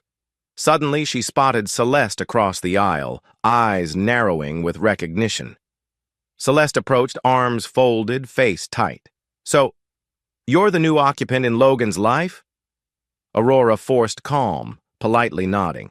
"Yes, we're together," Celeste sneered. "He moves fast. At least I waited years before cheating." Aurora bristled, but stayed composed. Logan's free to date post-divorce. We're building something real, not built on betrayal. Celeste retorted with venom. Real? You know he's hooking up with random women. He's always traveling. He might cheat on you too. Aurora's anger flared, but she took a breath. He's honest with me, and I trust him. Please leave us alone. Elise emerged from the store, confused by the tension. Celeste shot the child a dismissive glance, muttering something about naive fool. Aurora gently guided Elise away, ignoring Celeste's final snark, and they left the mall. Aurora's hands shook. She texted Logan about the encounter, ending with, "She's venomous, but we're fine. Don't worry." He called her immediately, apologizing for Celeste's behavior, reassuring Aurora that Celeste's words were pure spite. After hearing about the mall clash, Logan installed a new security system at Aurora's place too. Cameras, motion sensors concerned that Celeste might attempt harassment. Aurora felt uneasy, but Elise found it like a spy movie, giggling as cameras beeped. Logan, however, took no chances. He remembered how Celeste tried a break-in on him. He wouldn't let her disturb Aurora's household. Ryan, the lawyer, suggested Logan consider a restraining order to cover Aurora and Elise as well. Logan filed the paperwork, citing Celeste's history of harassment. The court scheduled a hearing, and given Celeste's burglary attempt and the mall confrontation, it was likely the judge would extend the no-contact order. Aurora, grateful for Logan's protective stance, confided that she'd never felt so supported by a man. Logan kissed her forehead, quietly determined to shield them from any threat. As the weeks rolled on, Logan spent more time at Aurora's, sometimes sleeping over with her. Elise was comfortable with the arrangement. She saw Logan as a paternal figure. Aurora, though initially cautious about moving too fast, found herself envisioning a long-term future. They spoke late into the night about possibly blending families, maybe relocating to a bigger place if needed. Aurora's job in HR was flexible. Logan's new position was stable. They even considered the idea of having a child together down the line. The notion simultaneously excited and scared them. One evening, after Elise was in bed, Aurora and Logan lounged on the couch with a glass of wine. She softly said, "I never thought I'd trust a man enough to share my home this way. But with you, it feels right." He cupped her cheek gently. "Same. I never thought I'd want to father children again after Celeste shot down the possibility. But Elise changed that for me." Aurora's eyes shone. She rested her head on his chest, letting the quiet burn of affection wrap around them. The hush told them both that if fate allowed, they might become more than a couple, a true family. At the threshold of a new dawn, Logan locked his SUV outside Aurora's house, heading back in for the night. The crickets chirped in the suburban stillness. He paused, thinking of Celeste, who was under a no-contact order and entangled in legal trouble for her burglary attempt. She was basically powerless. He realized how far he'd come, from discovering betrayal to forging real love with Aurora. He stepped inside quietly, seeing Aurora waiting in the softly lit living room, Elise's toys scattered around. A wave of contentment hit him. This was the life he wanted, untainted by illusions or manipulations. Aurora stood, smiling, opening her arms to him. He joined her embrace, mind drifting to a future full of possibilities, remembering that every heartbreak had led him here. Chapter 8. Some weeks later, the tension that had ebbed away stirred once more. Celeste lurked in the shadows, having heard from a mutual acquaintance that Logan might be unusually well off these days, buying dinners, going on vacations, rumored lucky lottery wins. She had no proof, but she suspected. The no-contact order prevented her from confronting Logan directly, so she considered a bolder tactic, filing a civil motion to reopen the divorce settlement on grounds of fraudulent concealment of assets. She consulted a cheap, shady attorney willing to chase a potential cut if they succeeded. They drafted a request for the court to investigate whether Logan hid pre-separation lottery winnings. Celeste pinned her hopes on vague rumors. The lawyer warned they needed tangible proof or the judge would dismiss it. Celeste insisted they proceed, believing that maybe under sworn testimony Logan might slip up. It was a long shot, but desperation fueled her. Ryan phoned Logan, explaining that Celeste filed a motion to reopen. He said, "This is baseless. She claims you had a big lottery windfall before the divorce. She has no evidence." Logan scowled. "She's fishing." Ryan nodded. "We can file a motion to dismiss, or we can let it go to a short hearing, easily squash it with the timeline of your wins. I'll need you to show your purchase dates, which were all after separation, right?" Logan hesitated. The $50K scratcher was purchased around the time of final separation, but after Celeste left. The $200K was definitely after. He had receipts, timestamps, plus the lump sum payment date well after the separation. They should be safe. He told Ryan, "We'll handle it. Let me gather all receipts. We'll bury her claim." Aurora sensed Logan's tension. He explained the situation, reassuring her that the timeline favored him. Aurora offered moral support, suggesting he provide thorough documentation. He appreciated her calmness, no drama, unlike Celeste. He told Aurora if the judge demanded an in-camera review of his lottery records. So be it, the separation date was key. He was prepared to face down Celeste's last pathetic shot. As winter holidays approached, Aurora, Elise, and Logan decorated a small Christmas tree in Aurora's living room. Elise sang carols off-key, giggling as Logan lifted her to place a star on top. The atmosphere glowed with holiday cheer. Aurora remarked softly how this felt like a real family, the first time since her late husband's passing. Logan's heart warmed. He wanted to make it official. He discreetly researched engagement rings. One evening, after Elise slept, Logan led Aurora to the softly lit porch. Kneeling, he proposed, "I found a life with you that's genuine. Will you marry me? Let's unite our worlds for real." Aurora's eyes brimmed with tears. "Yes," she whispered, voice cracking with emotion. They embraced under the faint starlight. The swirl of heartbreak that once consumed Logan was replaced by the gentle promise of a new union. They decided to keep it quiet until after the Celeste motion fiasco ended. A few days later, Logan and Ryan appeared in court to respond to Celeste's civil motion. She looked harried, her new attorney scanning the room with a predatory gleam.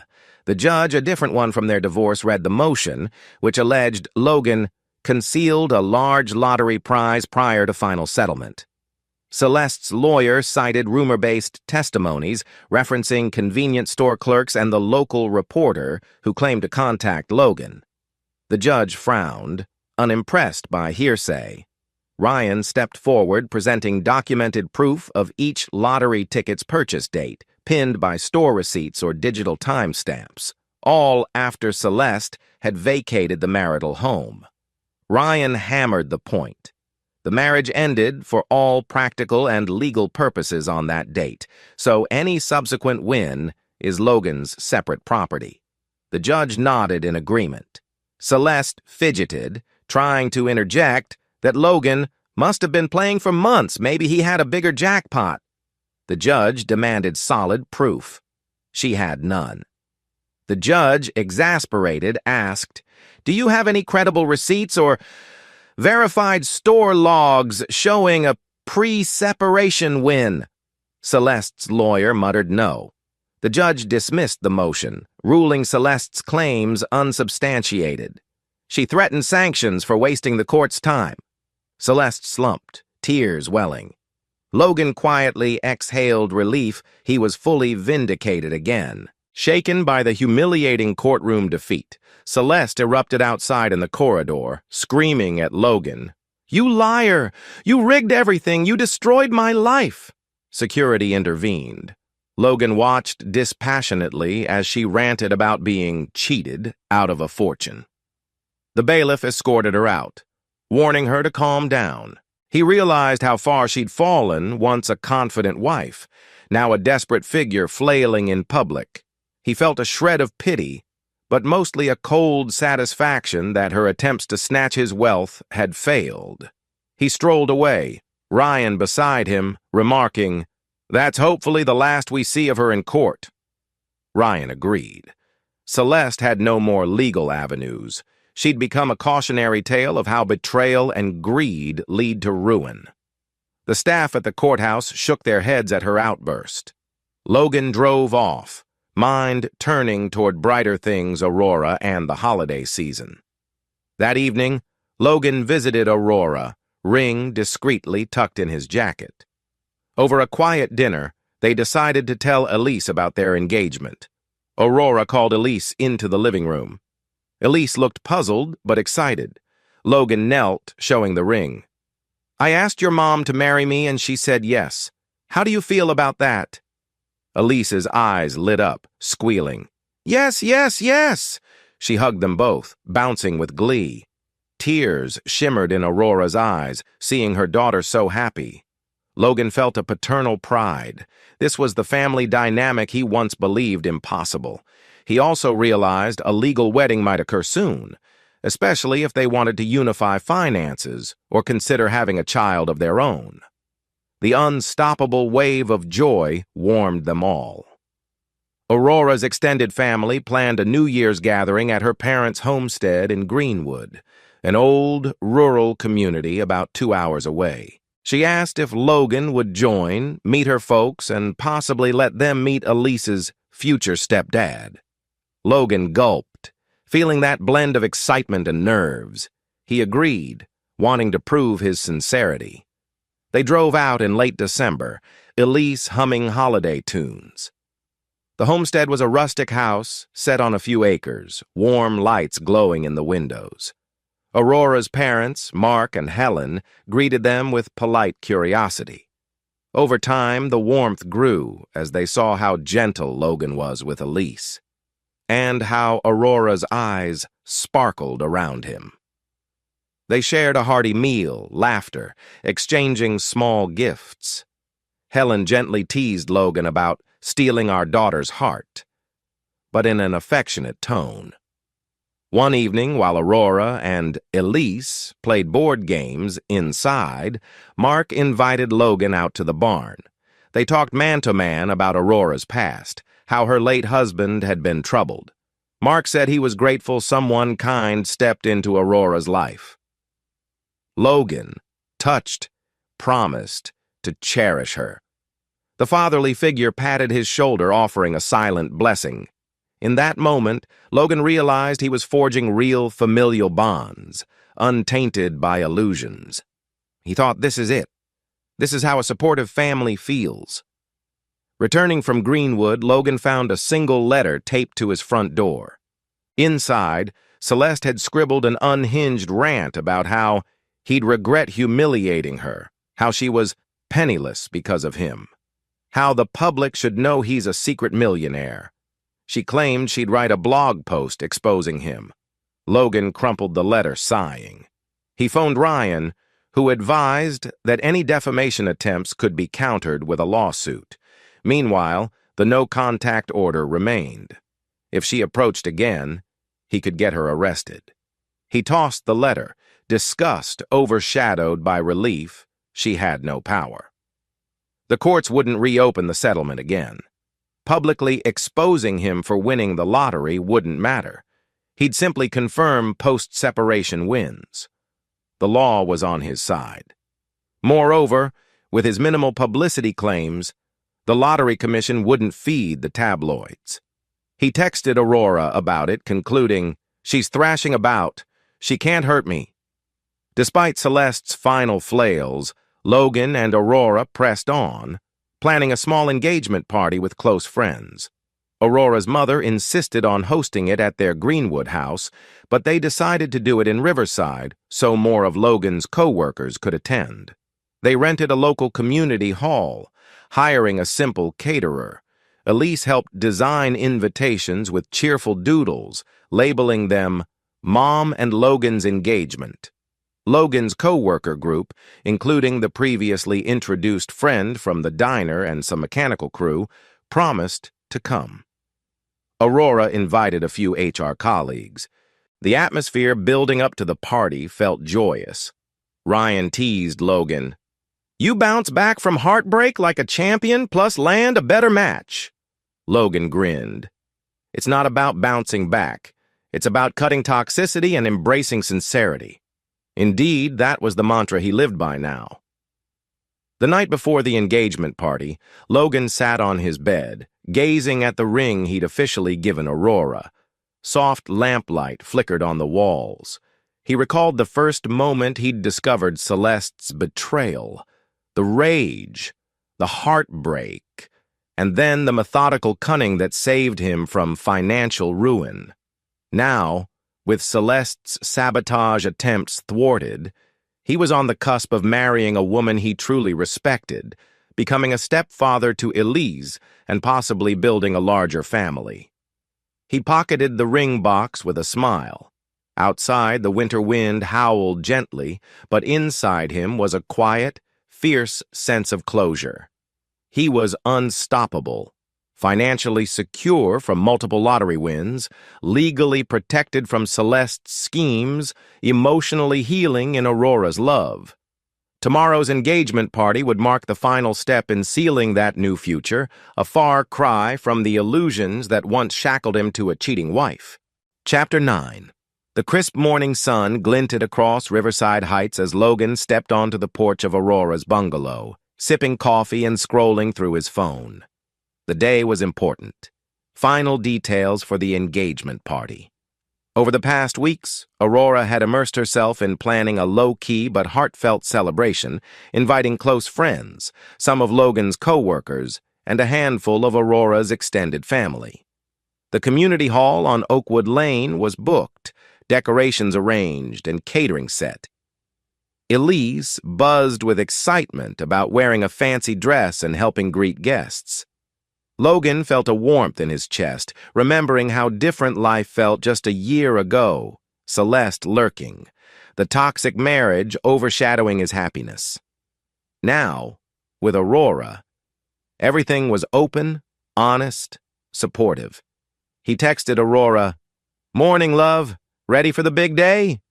She replied with heart emojis, mentioning she and Elise were double-checking decorations. He hopped into his SUV, heading to pick up some last-minute supplies, extra tablecloths, balloons, and a new outfit. On the way, he reflected on how his multiple lottery wins had quietly boosted his finances, enabling him to rent the best hall, provide quality catering, and even consider a future home for their blended family. He still kept those wins discreet. Aurora knew some details, but the general public, and especially Celeste, had no clue of the full extent. That privacy had saved him countless headaches. He arrived at Bell's Party Supplies, a local store brimming with colorful decorations and event paraphernalia. Inside, he carefully selected lavender and silver balloons, Aurora's chosen color scheme, plus extra ribbons. While checking out, an older woman in line recognized him from the mechanical engineering firm's press release about finishing the Midland City project. She gave a friendly wave, congratulating him. Logan smiled politely, paying for the supplies, feeling a pleasant sense of belonging in this community. No more shadows from Celeste's fiasco. Later, Logan swung by the community hall, meeting Aurora and Elise. The space was modest but cozy, with rows of folding chairs and tables. They began decorating with streamers, table centerpieces, and a small stage area for potential speeches. Elise, wearing a purple t-shirt with glittery designs, gleefully tied balloons to chairs. Aurora, in casual jeans and a pastel blouse, bustled around with a clipboard, checking tasks off a list. She beamed whenever Logan caught her eye, a shared excitement dancing between them. Yet Logan felt flickers of anxiety. He'd invited a handful of co-workers, some from the mechanical firm, and also a small cluster of friends who once knew Celeste. Might any of them leak news to her about the event? The no-contact order kept Celeste legally at bay, but she'd proven willingness to break the law. He voiced his concern to Aurora. She squeezed his hand gently. "We have a guest list. Security if needed. Let's trust it'll be fine." He nodded, trying to push aside the worry. This was their celebration, not Celeste's battleground. Elise bounded over, brandishing a large "Congrats Aurora and Logan" banner. Logan helped her hang it across the front stage. The child's unfiltered glee lifted his spirits. He was forging a new family. He recalled the final blow in court that left Celeste with minimal recourse. She'd tried a civil motion to claim hidden assets, but the judge dismissed it. Perhaps she'd realized there was no winning. Aurora noticed Logan's pensive expression, whispering, "Everything okay?" He mustered a smile. "Just reflecting. I'm good." They resumed setup, hearts brimming with cautious joy. While Logan prepared for this grand day, across town Celeste sat in her cramped unit stewing in regrets. She'd lost the burglary case, forced to keep distance from Logan. The last-ditch motion about lottery funds flopped. Her cheap lawyer demanded a partial fee she couldn't pay. Aaron had vanished, hooking up with another woman rumored to have a stable job. Celeste had parted ways with her cousin, who was fed up with her negativity. Now she spent nights alone, tears sometimes forming unbidden as she recalled her once-a-lavish life with Logan, the comfortable suburban home, the dinners out, the sense of security. She cursed the day she let her lust for Aaron overshadow what she had. If only Logan had shown more attention, or she had tried counseling instead of sneaking around. But that window was closed. She scrolled her phone, seeing a post from a mutual acquaintance referencing an engagement party for Logan. A bitter pang twisted her gut. He's engaged already, so soon? And she's got a kid, presumably, or so the rumor says. She flung her phone aside. It beeped with low battery. She had no desire to read more. Drained, she rummaged her mostly empty fridge, finding stale bread and a half-eaten takeout box. She slammed the door, cursing how her life had spiraled. Even if I tried to sabotage that party, I'd just get arrested. She sank onto her shabby couch, tears brimming. The swirling bitterness consumed her, prompting a half-crazed notion. Could I ambush him at the event despite the no-contact order? Maybe hide in the crowd? But fear of arrest tempered that. She realized Logan was truly beyond her reach. The night before the engagement party, Logan felt restless. He double-checked the decorations, the catering schedule. Bored, he decided to scratch a new lottery ticket he'd bought at a random gas station earlier in the day. His heart nearly stopped upon revealing a $5,000 prize. He let out a shocked laugh, another moderate sum added to his quiet fortune. The pattern of improbable luck continued unabated. He joked to himself, "I should open a scratcher museum." He texted Aurora teasingly, "I just hit 5K on another ticket. That's gas money for our honeymoon one day, haha." She replied with squealing emojis, half disbelieving. They joked about his unstoppable winning streak, deciding they'd keep celebrating quietly. No sense advertising more fuel for rumors. He carefully placed the winning ticket in his hidden lockbox. The calm satisfaction lulled him to a dreamless sleep. The memory of Celeste's meltdown overshadowed by Aurora's bright presence. The day dawned crisp and sunny, perfect for the engagement celebration. By midday, the community hall on Oakwood Lane bustled with final touches. balloon arches, buffet tables, a small stage for speeches or karaoke. The caterers set up trays of finger foods, mini quiches, sliders, fruit platters. Aurora arrived early with Elise, both wearing matching lavender dresses that complemented the decor. Elise bounded around, squealing over her official helper role, directing guests to sign a memory book. Logan arrived in a tailored navy blazer, hair neatly combed. He carried a large box of wine bottles he'd purchased for adult guests. Aurora greeted him with a quick embrace, eyes sparkling. "You clean up nice," she teased. He grinned. "Trying to impress you, Ms. Bride-Tobe." They stole a brief kiss behind a pillar, Elise rolling her eyes in mock disgust, but secretly delighted.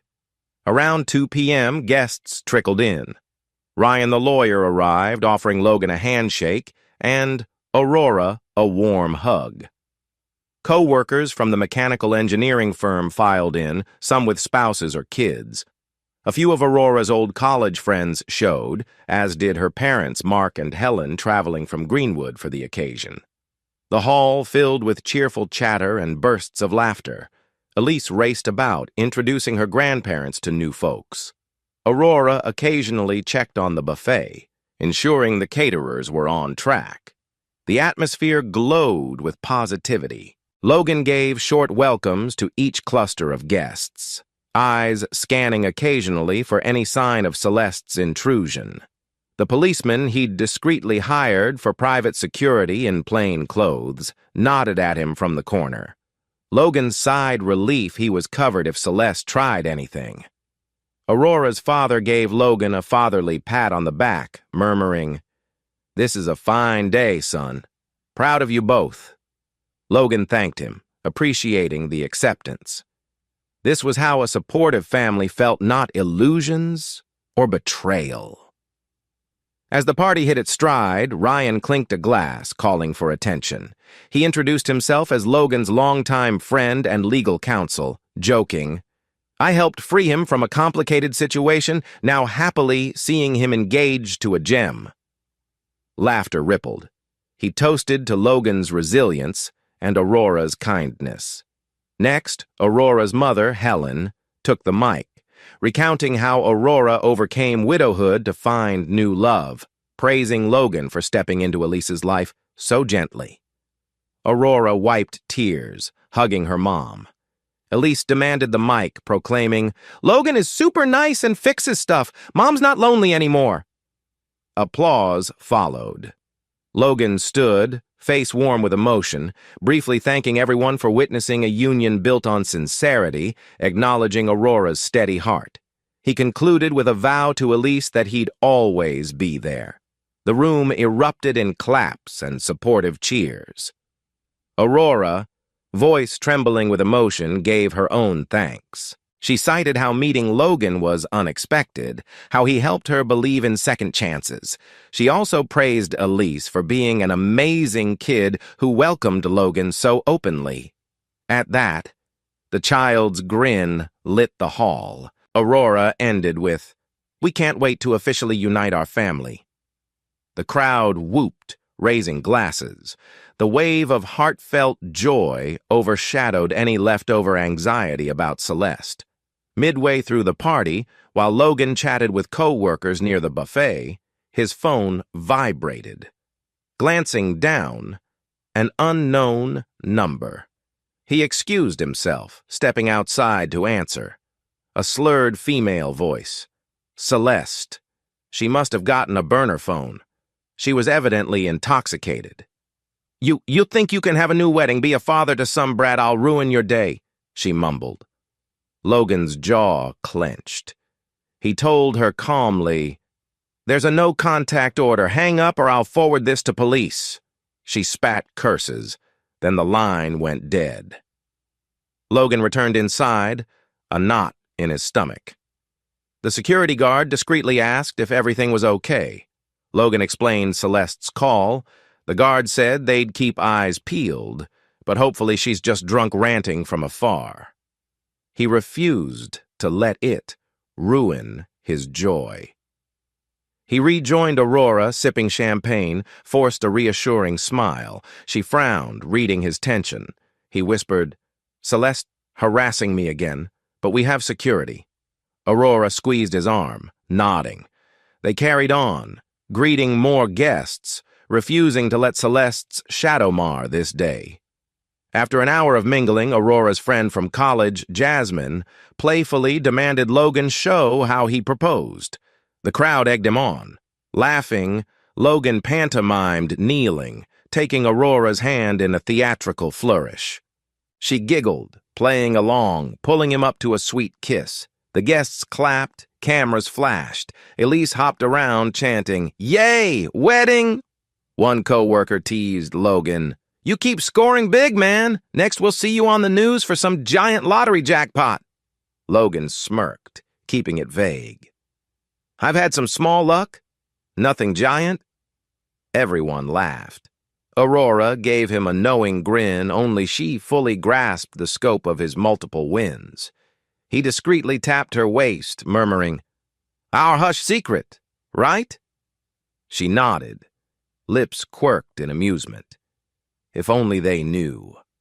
As the evening advanced, the caterers brought out a small engagement cake, a simple round white cake with Aurora and Logan in lilac icing. The hall's sound system played gentle music. Couples danced. Logan invited Aurora for a slow dance, Elise twirling around them in giddy excitement. The two gazed into each other's eyes, a mutual promise shining. Aurora whispered, "I never thought I'd find love like this again. Thank you for being brave." Logan's chest tightened with emotion. "You gave me the courage to truly move on. Let's never betray each other's trust." She nodded, tears glimmering as they swayed to the melody.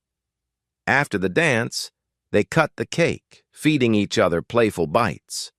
Elise insisted on a piece with extra frosting. Everyone cheered, cameras snapping. Mark and Helen, Aurora's parents, chatted with Ryan about potential wedding dates. Logan overheard, smiling. Yes, a wedding date. Possibly in a few months. He'd let Aurora finalize details, focusing on providing a stable environment for Elise. The synergy in that moment, a blended family forming, was everything he once longed for, but never had with Celeste.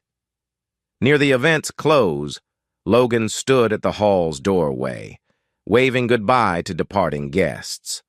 Aurora gathered leftover decorations, Elise yawning but trying to help. The security guard reported no sign of Celeste near the premises, reassuring him. The night ended in triumphant harmony, no sabotage from the ex-wife. This was a pure celebration of honest love, a hallmark of the new life Logan had built from the ruins of betrayal. As Logan locked the hall, arm draped around Aurora, Elise dozing in her arms, he whispered, "We did it. This is real." Aurora kissed his cheek softly. "Yes, and it only gets better from here." They stepped into the quiet parking lot, the moon shining overhead, hearts brimming with gratitude for the second chance fate had granted them. Chapter 10. The next morning, Logan awakened at Aurora's house. Elise curled up on the couch, having begged to watch a late cartoon. Aurora lay beside him in bed, the early sunlight illuminating her peaceful face. He gently stroked her hair, reflecting on how calm life had become. The engagement party had been a resounding success, no drama overshadowing it besides Celeste's drunken call. He inhaled the scent of coffee drifting from the kitchen. Aurora must have set the timer. Carefully slipping out of bed, he found Elise stirring on the couch, half awake. "Morning, Dad," the girl mumbled, yawning. Logan froze at the word, Dad. She'd been calling him that more often.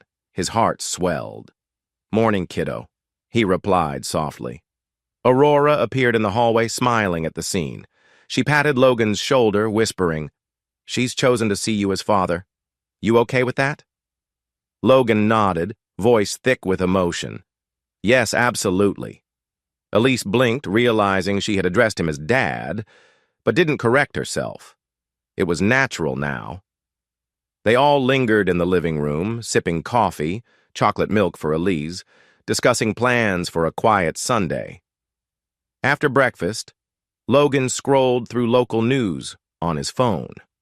A headline about a struggling children's community center caught his eye.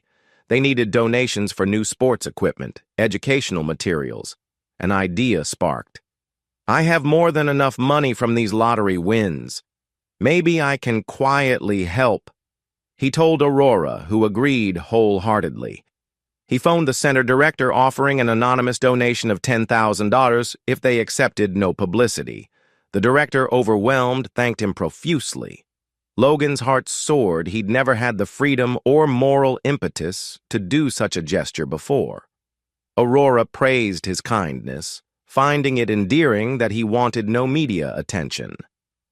Her eyes shone with admiration, and Elise, overhearing, chirped, "That's so cool, Dad!" Logan smiled, deciding that using some of his winnings for good causes felt more satisfying than letting it sit.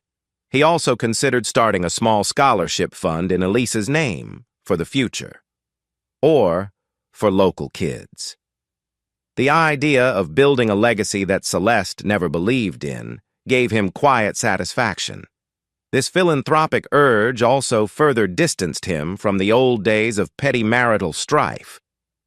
While Logan blossomed, Celeste sank deeper. Rumors surfaced that she might be pregnant Aaron or possibly another fling. She was spotted at a free clinic. Some acquaintances speculated she was 8 or 10 weeks along, uncertain who the father was. With no stable job, minimal savings, and a criminal record for attempted burglary, her future looked grim. She no longer had the charm to rope in a wealthy benefactor. One evening, she cried on the phone to a distant aunt, begging for a place to stay. The aunt relented for a short while. Celeste, mired in self-pity, occasionally ranted that Logan owes me child support if it's his baby. But it obviously wasn't Logan's. She'd parted from him well over a year ago, so the timeline didn't match. Every door felt closed. She roamed the city aimlessly, scouring for a solution. Each day she cursed Logan's name, but recognized she was reaping what she'd sown. Meanwhile, Aurora and Logan began earnest discussions for an official wedding. They weighed a small, intimate ceremony in Greenwood or a bigger local event in Riverside Heights. Ultimately, they decided on a modern twist, an outdoor garden wedding at a local botanical park. Elise cheered the idea, wanting to be flower girl scattering petals. Aurora's parents supported it, offering to help pay for some costs. But Logan, flush with hidden funds, insisted he could cover everything. They penciled a date 6 months away to allow planning. Aurora, though never a fancy bride type, found herself excited at tasting cakes, choosing a color palette, picking a simple gown that Elise insisted had to be like a princess. Logan teased her about having more fun with wedding details than she'd expected. She grinned, hugging him. It's not about extravagance, but about making a memory we can share with our loved ones. He wholeheartedly agreed. As weeks slipped by, Logan spent more time with Elise helping her with homework, taking her to weekend soccer practice, building pillow forts in Aurora's living room. The child's acceptance of him as a paternal figure filled him with a quiet joy he'd never experienced. Celeste's refusal to have kids had stifled his fatherly instincts, but Elise's presence ignited them. He found himself researching parenting tips online, learning how to handle bedtime routines, discipline kindly, and support her emotional needs. Aurora noticed how quickly Elise thrived under Logan's care. Her confidence soared at school, proud to mention her dad who could fix anything mechanical. One day, the teacher asked for volunteers to demonstrate a practical skill, and Elise insisted Logan come teach about simple machines. He obliged, wowing the kids with a small demonstration. Aurora's heart glowed seeing how engaged he was. The more fatherly tasks he performed, the more comfortable he became, as though he was made for it. One quiet evening, Logan found himself scanning a big multi-state jackpot on TV. The grand prize soared to an eye-popping $30 million. Aurora, half joking, said, "Your luck is unstoppable. Maybe you should buy a ticket."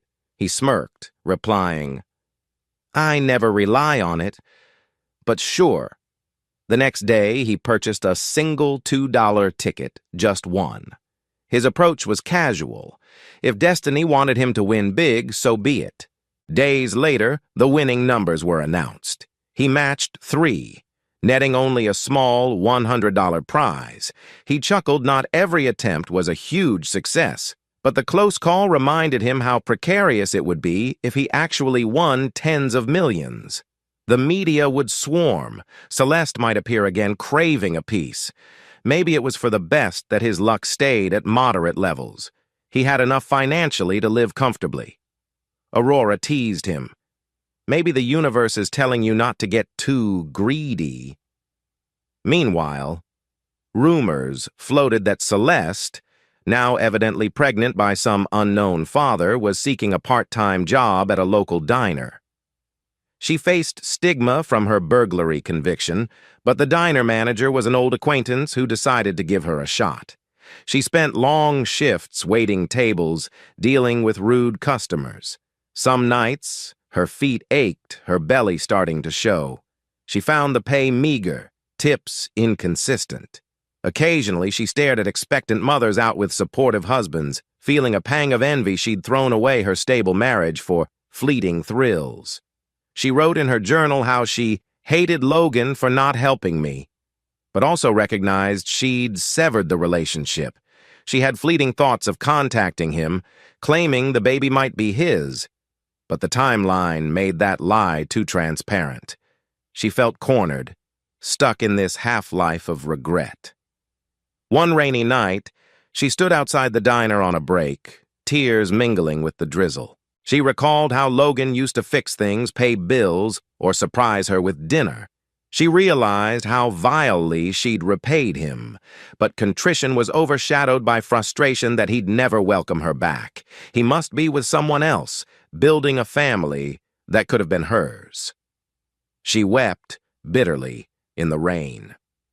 A month later, Elise participated in a kids' pageant at the local mall, not a shallow beauty pageant, but a fun talent showcase for children. She planned to sing a short song and show a small, mechanical volcano demonstration that Logan had helped her refine. Aurora and Logan sat in the front row, beaming encouragement. Elise wore a sparkly outfit, nervous but excited. When her turn came, she sang a cheerful tune about believing in yourself, then pulled out her model volcano, flipping a switch that released a small controlled foam eruption. The audience clapped in delight. Aurora snapped pictures, tears in her eyes, while Logan cheered proudly. Elise finished with a bow, scanning the crowd for Logan's grin. She found it a fatherly grin so genuine that she hopped off the stage, hugging him fiercely. The moment soared with love. A few yards away, unknown to them, Celeste lurked behind a pillar, having seen an ad for the kids' pageant. She watched Elise's performance with a twisted mix of envy and sorrow, Logan playing father to another woman's child. She wanted to storm over, cause a scene, but the no-contact order loomed. Also, security staff milled around. She contented herself with snapping a few photos from a distance, tears stinging. Then she slipped away into the mall crowd, belly heavier with her unborn baby, no father at her side. That evening, the success of Elise's pageant fresh on their minds, Aurora and Logan sipped tea in the living room.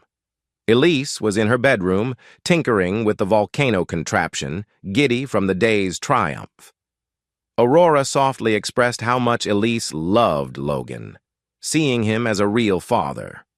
Logan, heart-thudding, gently proposed, "If it's something you both want, I could consider adopting Elise legally once we're married." Give her my name if she'd like. I want her to have that security. Aurora's eyes brimmed with tears. Are you sure? Adoption is a big step. He nodded, unwavering. I love her as my own. If she's comfortable, I'm all in. Aurora hugged him, voice quivering with gratitude. We should talk with Elise, but I suspect she'll be thrilled. They shared a long embrace, hearts full. It was another profound milestone, forging a stable family that neither had dared hope for after their respective heartbreaks. Late that night, Logan stepped out onto Aurora's porch, gazing at the quiet, suburban street. A hush lay over the houses, the faint glow of street lamps reflecting on damp asphalt. He breathed in the crisp air, thinking of how drastically life had changed. The man who once discovered his wife's betrayal in his own bed was now father figure to a bright child, engaged to a genuine partner, financially secure from improbable lottery wins, freed from Celeste's grasp. In that silent moment, he felt the universe's gentle affirmation. He'd chosen loyalty over resentment, found love over cynicism, and built a family from the ashes. He re-entered the house, flipping off the porch light. Aurora waited upstairs, a soft lamplight illuminating her silhouette. He joined her, pressing a kiss to her forehead. Elise's laughter echoed from her bedroom, drifting into sleep. The house glowed with unity, each day forging a new legacy that Celeste could never shatter. Chapter 11. Spring arrived with its blossoms and mild breezes. Aurora and Logan immersed themselves in final wedding prep for the outdoor garden ceremony set for early summer. Elise joyfully tried on different flower girl dresses, eventually settling on a lilac one that matched Aurora's chosen color scheme. The plan was to hold a late afternoon ceremony under a floral arch, followed by a simple reception with dinner and dancing. They invited around 60 guests, Aurora's extended family from Greenwood, Logan's co-workers, a few of Aurora's old college friends, and a handful of Logan's longtime buddies. Aurora found an elegant but not overly lavish gown, sleeveless with delicate lace around the bodice. She confided in Logan she never thought she'd remarry after losing her first husband. Logan, in turn, never envisioned a second marriage after the fiasco with Celeste, but life had brought them here. They scheduled a short honeymoon, a week in a mountain cabin, arranging for Elise to stay with Aurora's parents during that time. Elise teased them about not forgetting to come back. They laughed, hearts brimming with affection. Meanwhile, Logan decided to finalize the legal process for adopting Elise. He approached Aurora's father, Mark, who was thrilled to see Elise gain a stable father figure. Aurora's mother, Helen, expressed joy that Aurora found a man who honored her child wholeheartedly. They began the paperwork. Elise, informed of the idea, squealed in excitement. "So, I get to be Elise Pierce? That's so cool!" Logan's heart soared, hugging her. The official adoption might be after the wedding, but the emotional adoption was already real. Logan and Aurora scheduled a meeting with family services. The social worker explained the steps: a background check on Logan, a short home visit, confirmation of Elise's well-being, and the relinquishment of paternal rights from Aurora's late husband's estate. Since her father passed away, it was mostly a formality. Elise's paternal grandparents had no claim or contact. All signs pointed to a smooth adoption. One subtle concern. Aurora worried whether Celeste might try to sabotage, but Logan assured her Celeste had no legal standing regarding Elise. The no-contact order prevented Celeste from interfering. The social worker scheduled a home visit. Elise was thrilled, tidying her bedroom meticulously. On the day of the visit, the social worker arrived, asked a few questions, observed their loving dynamic. She left satisfied, hinting final approvals would come soon. Aurora and Logan exhaled relief, another milestone near completion. Meanwhile, rumors circulated that Celeste, heavily pregnant, had latched onto a new potential boyfriend, Derek, an old high school acquaintance. He worked an unstable construction job, living paycheck to paycheck, but Celeste had nowhere else to turn. She moved into Derek's run-down trailer, hoping he'd step up to father her unborn baby. Yet Derek showed little interest in fatherhood, sometimes disappearing for days. The cycle repeated, Celeste picking men who offered fleeting excitement but no stability. Late one night, sobbing alone in the trailer, Celeste recognized how far she'd fallen from her once comfortable suburban life with Logan.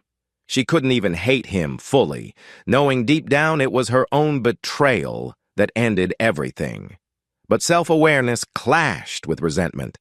She found herself typing hateful messages on social media about men who abandon pregnant women, not revealing the real father was likely not Logan. She gained little sympathy. Her own lies had caught up. While Celeste floundered, Logan soared in his mechanical engineering career. The firm recognized his leadership in Midland City and assigned him to oversee multiple regional projects. His official title became Regional Project Director, with a new pay raise. He kept traveling, but with more input on scheduling, ensuring he balanced it with time for Aurora and Elise. He used some of his lottery funds to buy additional training equipment for the mechanical team, forging stronger loyalty among co-workers. The company's higher-ups lauded him as a model manager, combining technical expertise with empathetic oversight. At home, Aurora teased, "You're unstoppable. Big lottery wins, major promotions, fatherhood. Next you'll run for mayor." He laughed, hugging her. "I'll pass on politics. I prefer the honest life we're building." She kissed his cheek, affection glowing. Meanwhile, Elise bragged at school that her soon-to-be dad was a boss engineer who can fix anything. Logan felt deep satisfaction, a sense of rightful reward after enduring Celeste's betrayal. As the wedding date neared, Aurora's parents arrived in Riverside Heights, helping finalize details. They insisted on hosting a rehearsal dinner at a local restaurant. The night before the wedding, about 30 close friends and family gathered Logan's co-workers, Aurora's siblings, her parents, Elise, and a handful of close acquaintances. They shared a hearty meal, raised glasses to the soon-to-be-married couple. Elise recited a small poem about family, eliciting tears and applause. Ryan also attended, joking about how he'd guided Logan from the pits of marital doom to the gates of happiness. Everyone laughed, though they recognized the kernel of truth. Aurora's father gave a short speech praising Logan's devotion. Aurora's mother joked that she never expected her daughter to remarry, but was thrilled to see her happy. The mood sparkled with anticipation. Logan glowed, hand entwined with Aurora's beneath the table, occasionally exchanging warm looks. Late that night, after hugging relatives goodbye, Logan and Aurora stood in her driveway, hearts fluttering with the excitement of tomorrow's ceremony. Elise dozed in the back seat of Mark's car, heading to a sleepover with her grandparents. Aurora turned to Logan, voice hushed. "Tomorrow we make it official. I can't wait to call you my husband." He cupped her cheek, replying softly, "And you, my wife. Let's rest well. We've got a big day." Wedding day arrived bright and mild. The botanical garden staff busily set up chairs on the lawn, a floral arch near a pond. White ribbons adorned the walkway. Aurora got ready at a small bride suite in the garden's conservatory, with her mother and a couple of friends assisting hair and makeup. She wore a simple, flowing gown that accentuated her natural grace. Elise, in a miniature version of the same style, brimmed with pride, carefully holding a basket of flower petals. Logan, at a separate corner, dressed in a tailored gray suit, pinning a lilac boutonniere. Ryan served as best man of sorts, helping with final adjustments. Logan's co-workers gathered, joking about how calm he seemed for a groom. He half smiled, recalling that after surviving Celeste's fiasco, the happiness of marrying Aurora was pure relief, not nervousness. A single tear pricked his eyes, thinking of how this day contrasted the illusions from his first wedding. This time it was real. As guests filed in, gentle instrumental music filled the garden. Elise lined up behind the arch, clutching her basket, excited. Aurora's father, Mark, prepared to walk her down the aisle. Everyone took seats, the hush of anticipation descending. Logan stood at the front, heart pounding with gratitude. Aurora emerged from the conservatory's path, radiant under the sunlight. Her mother followed, teary-eyed. Elise scattered petals, giggling softly. The crowd smiled, cameras clicking. When Aurora reached Logan, he took her hands. A friend officiated, greeting everyone warmly. The vow exchange was short, but deeply personal. Aurora vowed to share love and trust, to accept Logan as a father to Elise and partner for life. Logan pledged honesty, loyalty, to protect and cherish Aurora and her child. Tears glistened in Aurora's eyes, and Logan's voice quivered with emotion as he recalled the darkness he overcame. They sealed it with rings, the officiant declaring them husband and wife. The crowd erupted in joyful applause, Elise bouncing with excitement. The reception unfolded on a nearby lawn space with a big tent. The catering included Logan's favorite dishes: grilled salmon, roasted veggies, plus a kid-friendly station for Elise's pals. Tables decorated with lilac tablecloths, small centerpieces of fresh flowers. Music played through a hired DJ. Aurora and Logan performed their first dance under soft lights, family snapping pictures. Elise cutely joined in, hugging their legs. The vibe was pure warmth, no trace of past heartbreak overshadowing them. Ryan delivered a toast, telling comedic anecdotes about Logan's mechanical mishaps, praising how he reassembled his life post-divorce. Aurora's father also toasted, thanking Logan for stepping into a paternal role wholeheartedly. Aurora's mother beamed, calling them a testament to second chances. Elise insisted on giving a mini-speech. "I love my new dad Logan and my mom. We're a family now." Applause thundered. Logan's heart nearly burst with emotion. Partway through the festivities, the DJ asked if anyone else wanted to speak.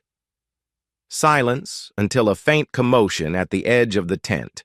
Some guests turned, spotting a pregnant woman in shabby clothes, Celeste. She lurked just outside, as though daring to intrude. The hired security moved in to block her. Logan's eyes narrowed. For a tense moment, it seemed she might crash the wedding. Aurora clutched Logan's arm, uneasy. The guard escorted Celeste away from the tent area. The music paused momentarily. Logan exhaled, the crowd murmuring, but the guard signaled an all-clear. Celeste left without further incident. The reception continued, overshadowed briefly by that near intrusion, but the joyous mood persisted. Aurora murmured, "Let's not let her spoil our day," and Logan agreed, pressing a kiss to her forehead. Near sunset, after dinner was served and guests mingled, Logan and Aurora stole away to a secluded corner of the garden. Elise was busy chasing other kids around. They stood by a small koi pond, the orange sun reflecting in the water. Aurora leaned her head on Logan's shoulder, her veil fluttering in the mild breeze. He wrapped an arm around her waist, hearts beating in tandem. "We did it," Aurora said softly, eyes shining. "I never thought life could be this sweet again." Logan nodded, recalling how he once felt irreparably betrayed. Now, with Aurora, the future glowed with genuine love. "No illusions," he murmured, referencing the vow they made to each other. She smiled. "No illusions," repeating it with conviction. They lingered, letting the hush of the garden cradle them.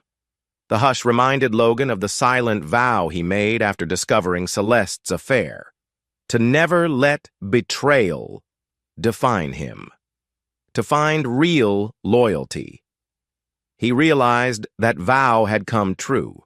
In Aurora, he saw a partner who valued honesty and unity. The swirl of the day, from the ceremony to Celeste's attempted infiltration, underscored their fortress of love was unshakable. Soon they rejoined the party, hand in hand, ready to finalize the night with cake cutting. The wedding cake was a two-tiered white creation, with lilac floral designs echoing Aurora's color scheme. The new Mr. and Mrs. Pierce, Aurora deciding to share Logan's surname for ease, sliced the top layer, feeding each other a playful bite. Elise demanded a slice with extra frosting, drawing laughter. Music resumed. Guests danced, while Aurora's father led a slow father-daughter dance. Logan watched from the side, heart brimming, before Aurora waved him over for the next song. They danced close, whispering sweet nothings about their upcoming short honeymoon in a cozy mountain cabin. As the evening wound down, guests lined up for a sparkler send-off, cheering the newlyweds. Elise dozed in a corner with a friend's older child. Aurora's mother took Elise home for the night, letting Logan and Aurora slip away to a nearby hotel suite for their mini-wedding night. They thanked each guest, receiving teary hugs and well wishes. The entire day exuded genuine warmth, overshadowing Celeste's brief cameo. Late that night, in the quiet bridal suite, Logan and Aurora finally had a moment alone. Still in partial wedding attire, Aurora's gown trailing, Logan's tie undone. They smiled at each other in the mirror, the reflection of two people who overcame heartbreak, betrayal, and cynicism to stand here. Aurora brushed her palm against Logan's cheek, whispering, "Thank you for loving me and Elise with no reservations." He cradled her waist, replying, "Thank you for giving me a second chance at real love." They sealed it with a long, tender kiss, switching off the lamp. The hush of the night embraced them, a world away from Celeste's manipulations.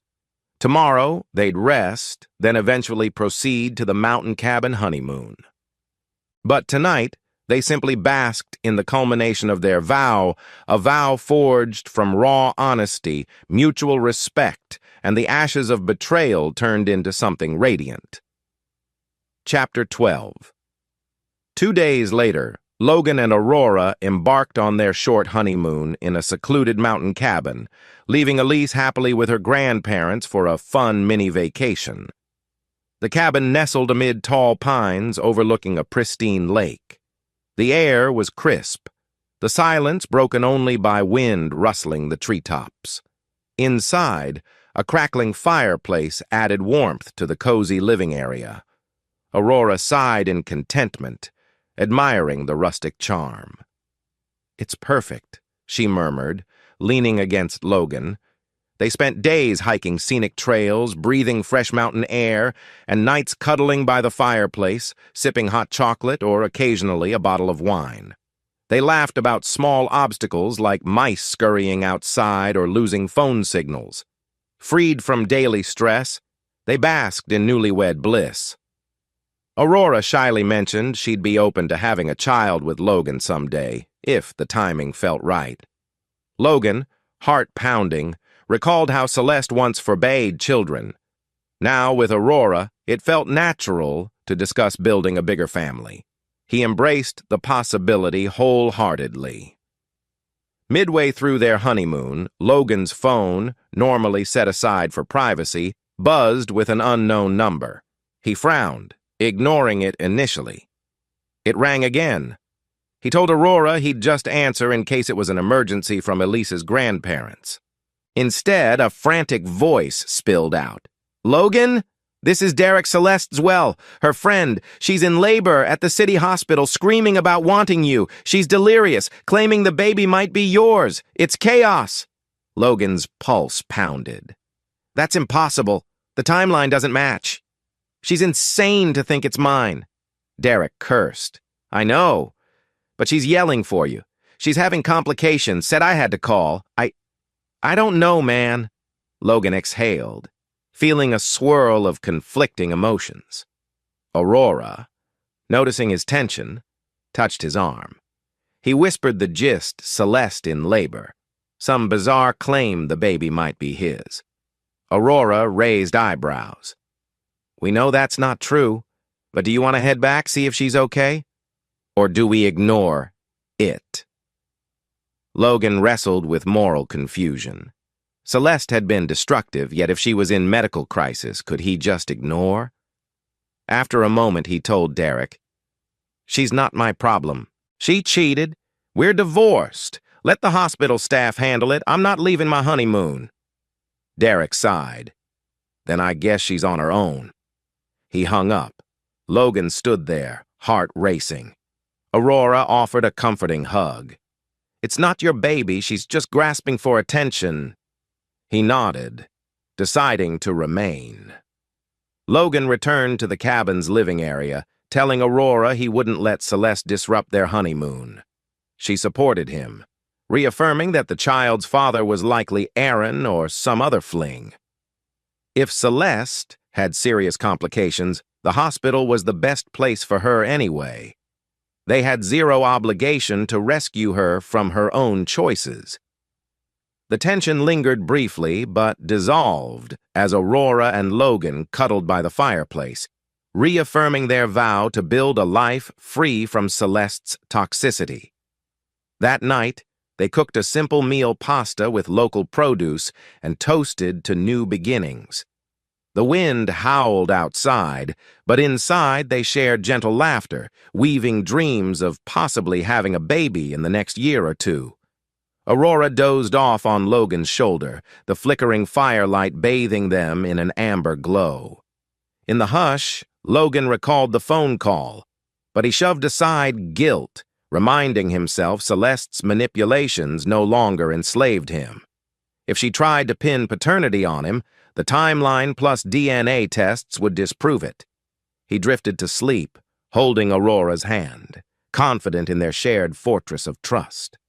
When they eventually ended their honeymoon and returned to Riverside Heights, Logan discovered a string of frantic voicemails from an unknown number. Some were from Derek, one from a nurse at the hospital. The nurse explained Celeste experienced severe complications during labor preeclampsia or some related condition and nearly died. She delivered a baby boy, the father unknown. She stabilized but was in ICU for days. The nurse said Celeste repeatedly demanded Logan come. "Just in case." The hospital just tried to follow up. Logan frowned, relaying the news to Aurora. Aurora quietly nodded, concerned. "Despite everything, that's tragic. But not your baby, right?" Logan sighed. "We can confirm with a paternity test if she tries anything. But I feel a shred of pity. She almost died." Aurora squeezed his arm. "Maybe she's reaping consequences, but I'd hate to see her seriously harmed." Torn, Logan decided to at least call the hospital, confirm the child's paternity was none of his. The nurse said a test could be arranged if Celeste insisted. Logan told them to proceed if necessary, but not to expect him unless legally mandated. The nurse thanked him. He felt uneasy but stood by his boundaries. Trying to refocus on their positive future, Logan and Aurora discussed living arrangements. Currently, Aurora rented a small bungalow while Logan owned his suburban house. They weighed merging households. Elise, excited, wanted them all in one place. Aurora worried about uprooting Elise from her school district, but Logan's home was bigger, and it might be simpler.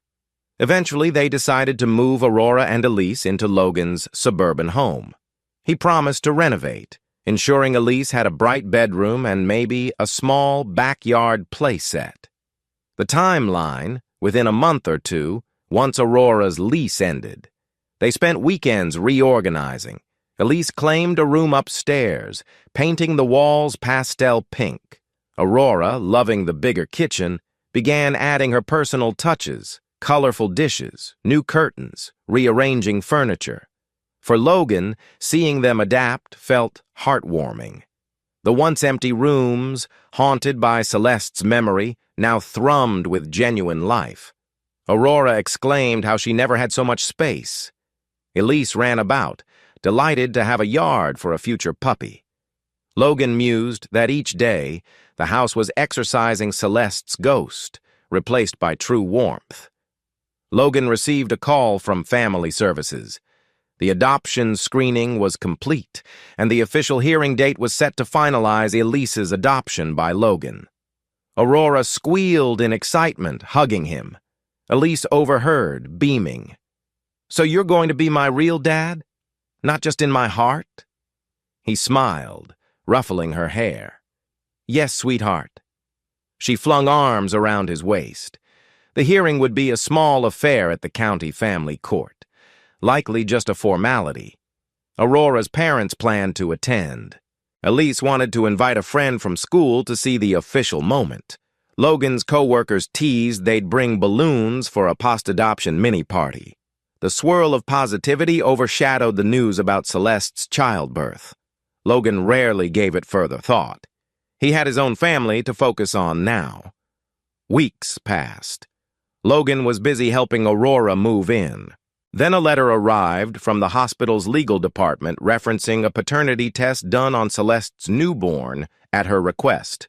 The result, the baby's father was Aaron, or possibly unknown. Logan scored a 0% match. The hospital apologized for any inconvenience, simply notifying him that no further action was required. He exhaled relief. There was official confirmation that Celeste's child had nothing to do with him. He later heard from an acquaintance that Celeste, upon hearing the result, sank into deeper despair. Aaron refused responsibility for the baby, denying fatherhood. Celeste was left with a newborn, minimal resources, single motherhood. The hospital eventually discharged her, setting her up with social services. Logan felt a strange pang, not enough to regret anything, but a sense of final closure. She'd tried everything to entangle him again. Now it was irrevocably proven there was no link. No illusions, indeed. Life settled into a pleasant routine. Aurora and Elise fully moved into Logan's house, painting walls, rearranging furniture. The day before the adoption hearing, Logan's phone buzzed with a text from a store clerk he befriended over time. "Dude, guess what? Our store sold a $500K scratcher last week. Could it be you again?" Logan half laughed, replying, "I haven't scratched anything big lately, so maybe not me." The clerk teased him to buy more tickets, given his luck. That night, curious, Logan scratched a new $10 ticket from the local gas station. And unbelievably, it read, "Win all," with a total of $500,000 after summing up each line. He stared, disbelieving, heart hammering. $500,000 on a single scratcher. This was beyond improbable, like fate. He told Aurora privately, who gasped, nearly dropping her phone. They decided to deposit it once again discreetly. She marveled at his unstoppable fortune. Elise, overhearing, just said, "Wow, Dad's so lucky." They had a small, celebratory hug. He had no illusions about Celeste somehow sniffing it out. The divorce was final. The adoption was pending. This new windfall would further ensure Aurora and Elise's future. Finally, the day came for the adoption hearing. The family court was a modest building downtown.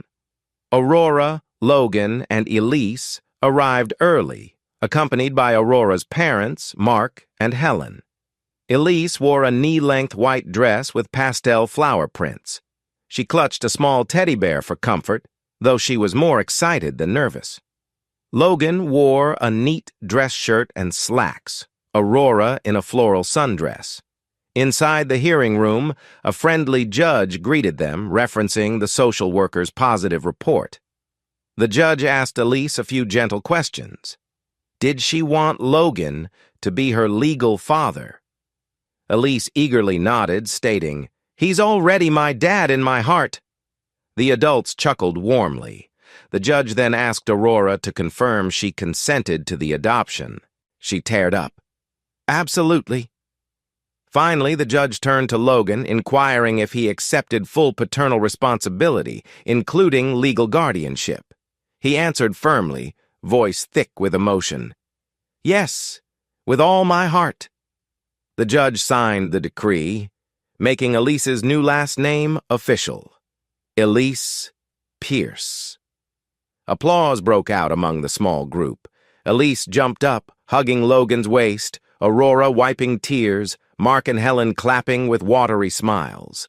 The judge took a photo with them, capturing this official moment.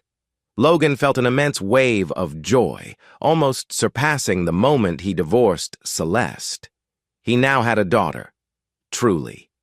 After the adoption hearing, they all gathered at a nearby diner for a celebratory brunch. Elise devoured pancakes. Aurora sipped coffee. Logan shook hands with Mark, both men full of unspoken respect. Aurora's mother, Helen, offered a toast with orange juice, praising Logan's commitment. He felt both liberated from old baggage and anchored in the new family. They parted ways mid-afternoon, Elise skipping happily to the car, her official name recognized by law.